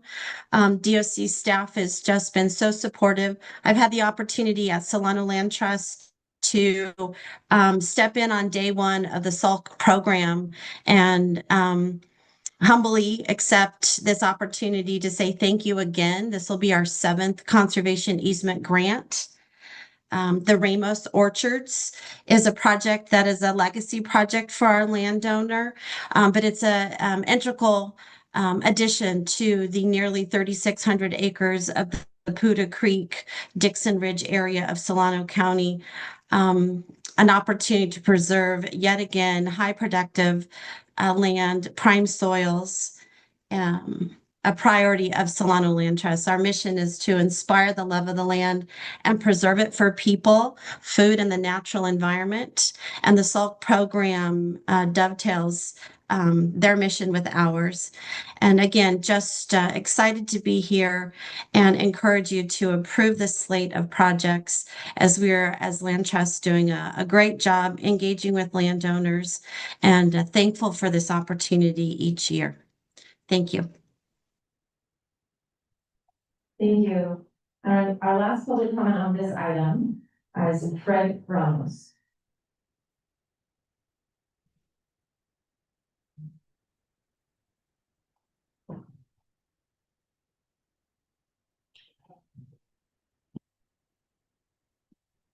Fred, we believe we've unmuted you. You might check to see if you have your own mute button set.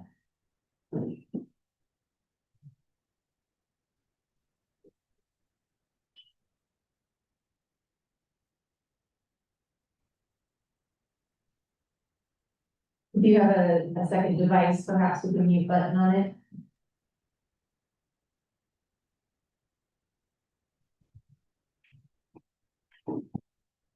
Right now? Mm-hmm.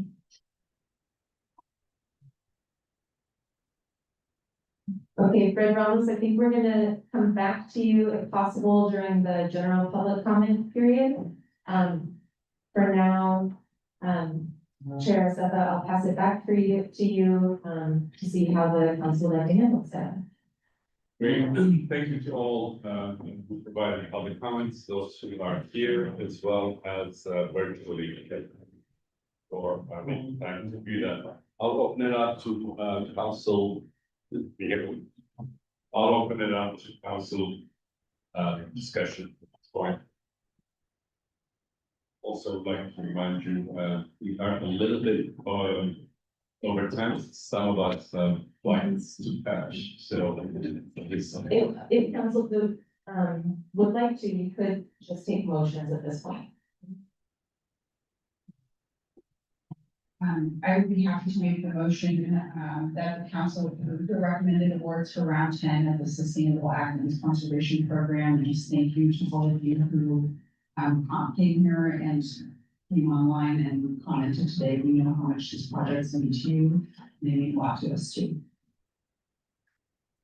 thank you.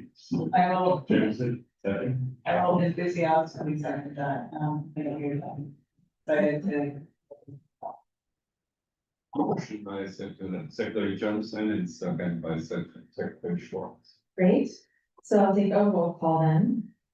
Director Sefa, Yes, enthusiastic. Secretary Moss. Aye. I believe public member Cookratz is no longer online. Deputy Secretary Jameson. Yes. Deputy Secretary Schwartz. Yes. Deputy Secretary Chi. Yes. Chief Deputy Officer Torres. Senior Housing Policy Coordinator Jackson. Yes. And public member Lucero. Yes. Great. I think that means that the enthusiastically passes.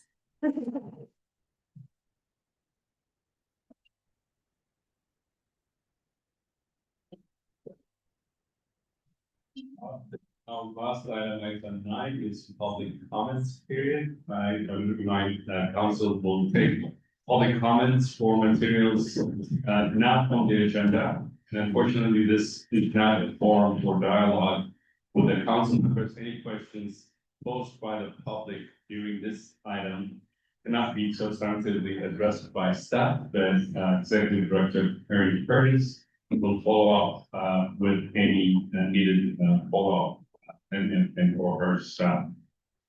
So with that, open it up to public comments. Great. So first we have Zach Wenderot.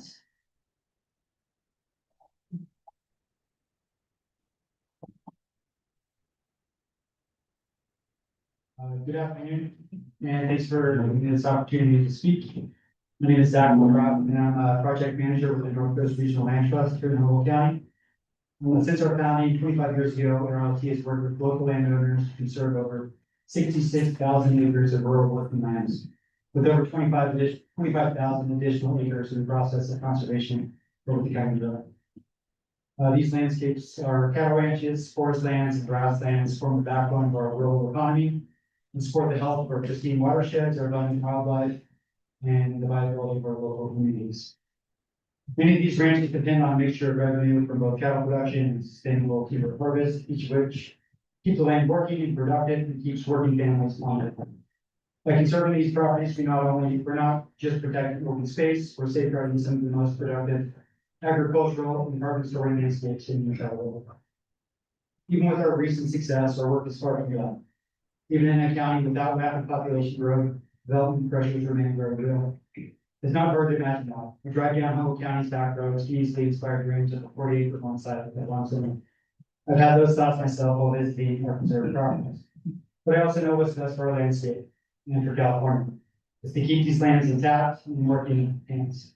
Once divided, it's nearly impossible to piece these lands back together. The ecological and economic value that they provide is diminished forever. I want to thank the SGC and DOC for continued investment through the SOUT program, which has been essential to our conservation success here on the North Coast. As program guidelines evolve, I encourage you to continue recognizing that in rural, rugged regions like ours, even an hour or more from a population center is simply a reflection of our geography, not necessarily a strong indicator that the development pressures will certainly persist. These lands are the foundation of local food production, climate resilience, and our community identity. With your continued support, we can ensure that they remain whole, working, and wild for generations to come. Thank you. Thank you. Next we have Shane Green.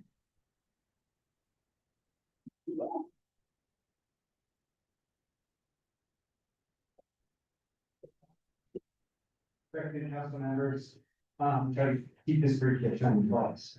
I'm gonna skip straight to talking about some of the things that I think, since you're up here in this part of the state, some of the things that I think make ag lands up here unique in the state. One of the things is that we've got the opportunity still to protect large intact landscapes, to protect whole ecosystem and processes.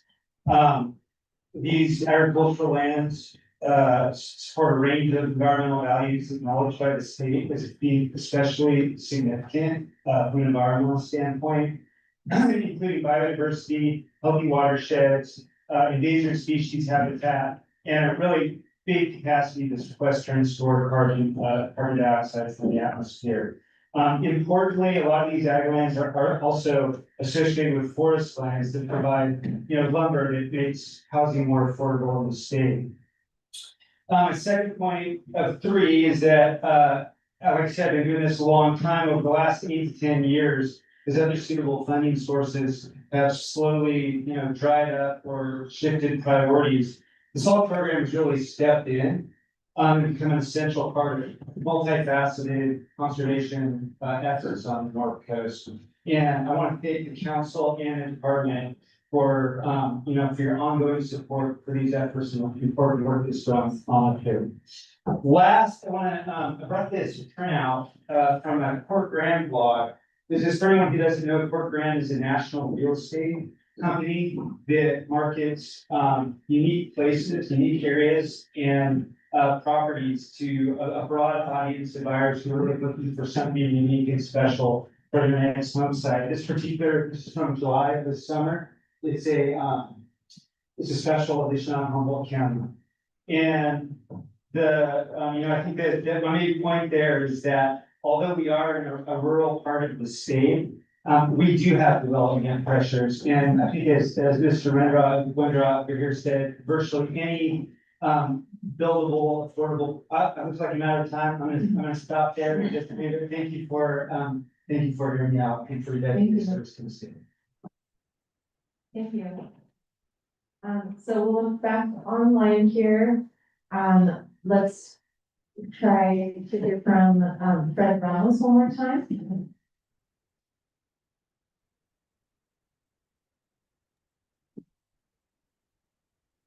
Fred, are you able to hear us?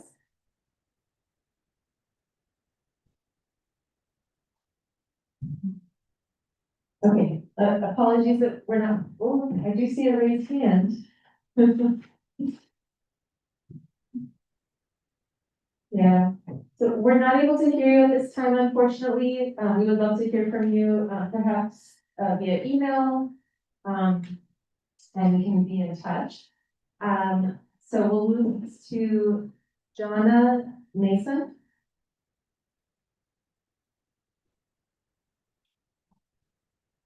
She's not online, okay.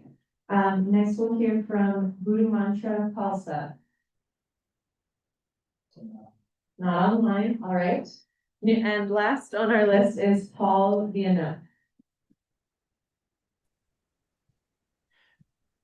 Hello, this is Paul Viano, Executive Director of the Shasta Land Trust in Shasta County, California. I want to express my gratitude to the council members and DOC staff for today's meeting and for all the hard work that you've done year after year.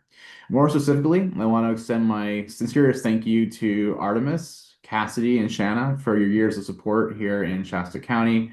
Has not been forgotten. Your commitment to land conservation across this area has been immense, and we are very thankful for the work you have funded.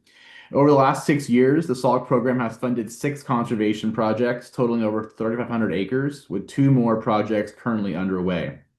In addition, we have been the proud recipient of 2 capacity grants, which have changed the organization immensely. Without these capacity grants, we would not have been able to accomplish such amazing work in our community. Each one of our projects tell a story. Whether a multi-generational or first-time farmer, these properties create the foundation for our community, and the work you are funding is making it possible to continue this way of life for generations to come. You have made an immense difference in the community we live. I have been at this organization for nearly a decade, and I can tell you that since the beginning of the SALT program, we have watched our work and our capacity absolutely skyrocket, and that would not have been possible without your support. So thank you so much, and thank you for your time. Thank you. And Chair, that concludes public comment. Great, thank you. Before I adjourn the meeting, I just want to thank our hosts, especially the last couple of days, and thank the tribal leaders who are here, as well as tribal communities who participated with us all day. Thank you for your time, and most importantly, thank you for your continued engagement and the work that you do in your communities. Also want to thank kudos to SGC staff, Aaron and your staff.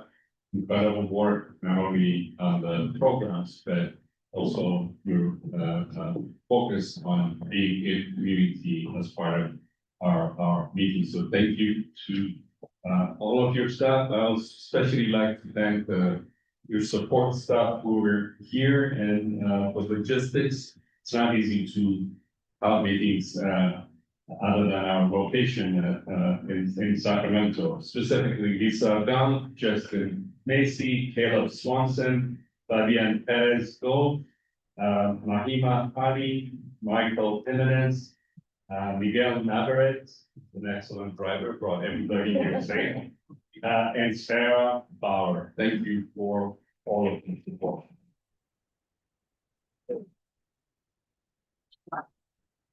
And of course, thank you to council members as well. And so that brings us to the meeting adjournment, and thank you, all of you, and hope we'll listen to again at some other points in this beautiful part of California. Thank you.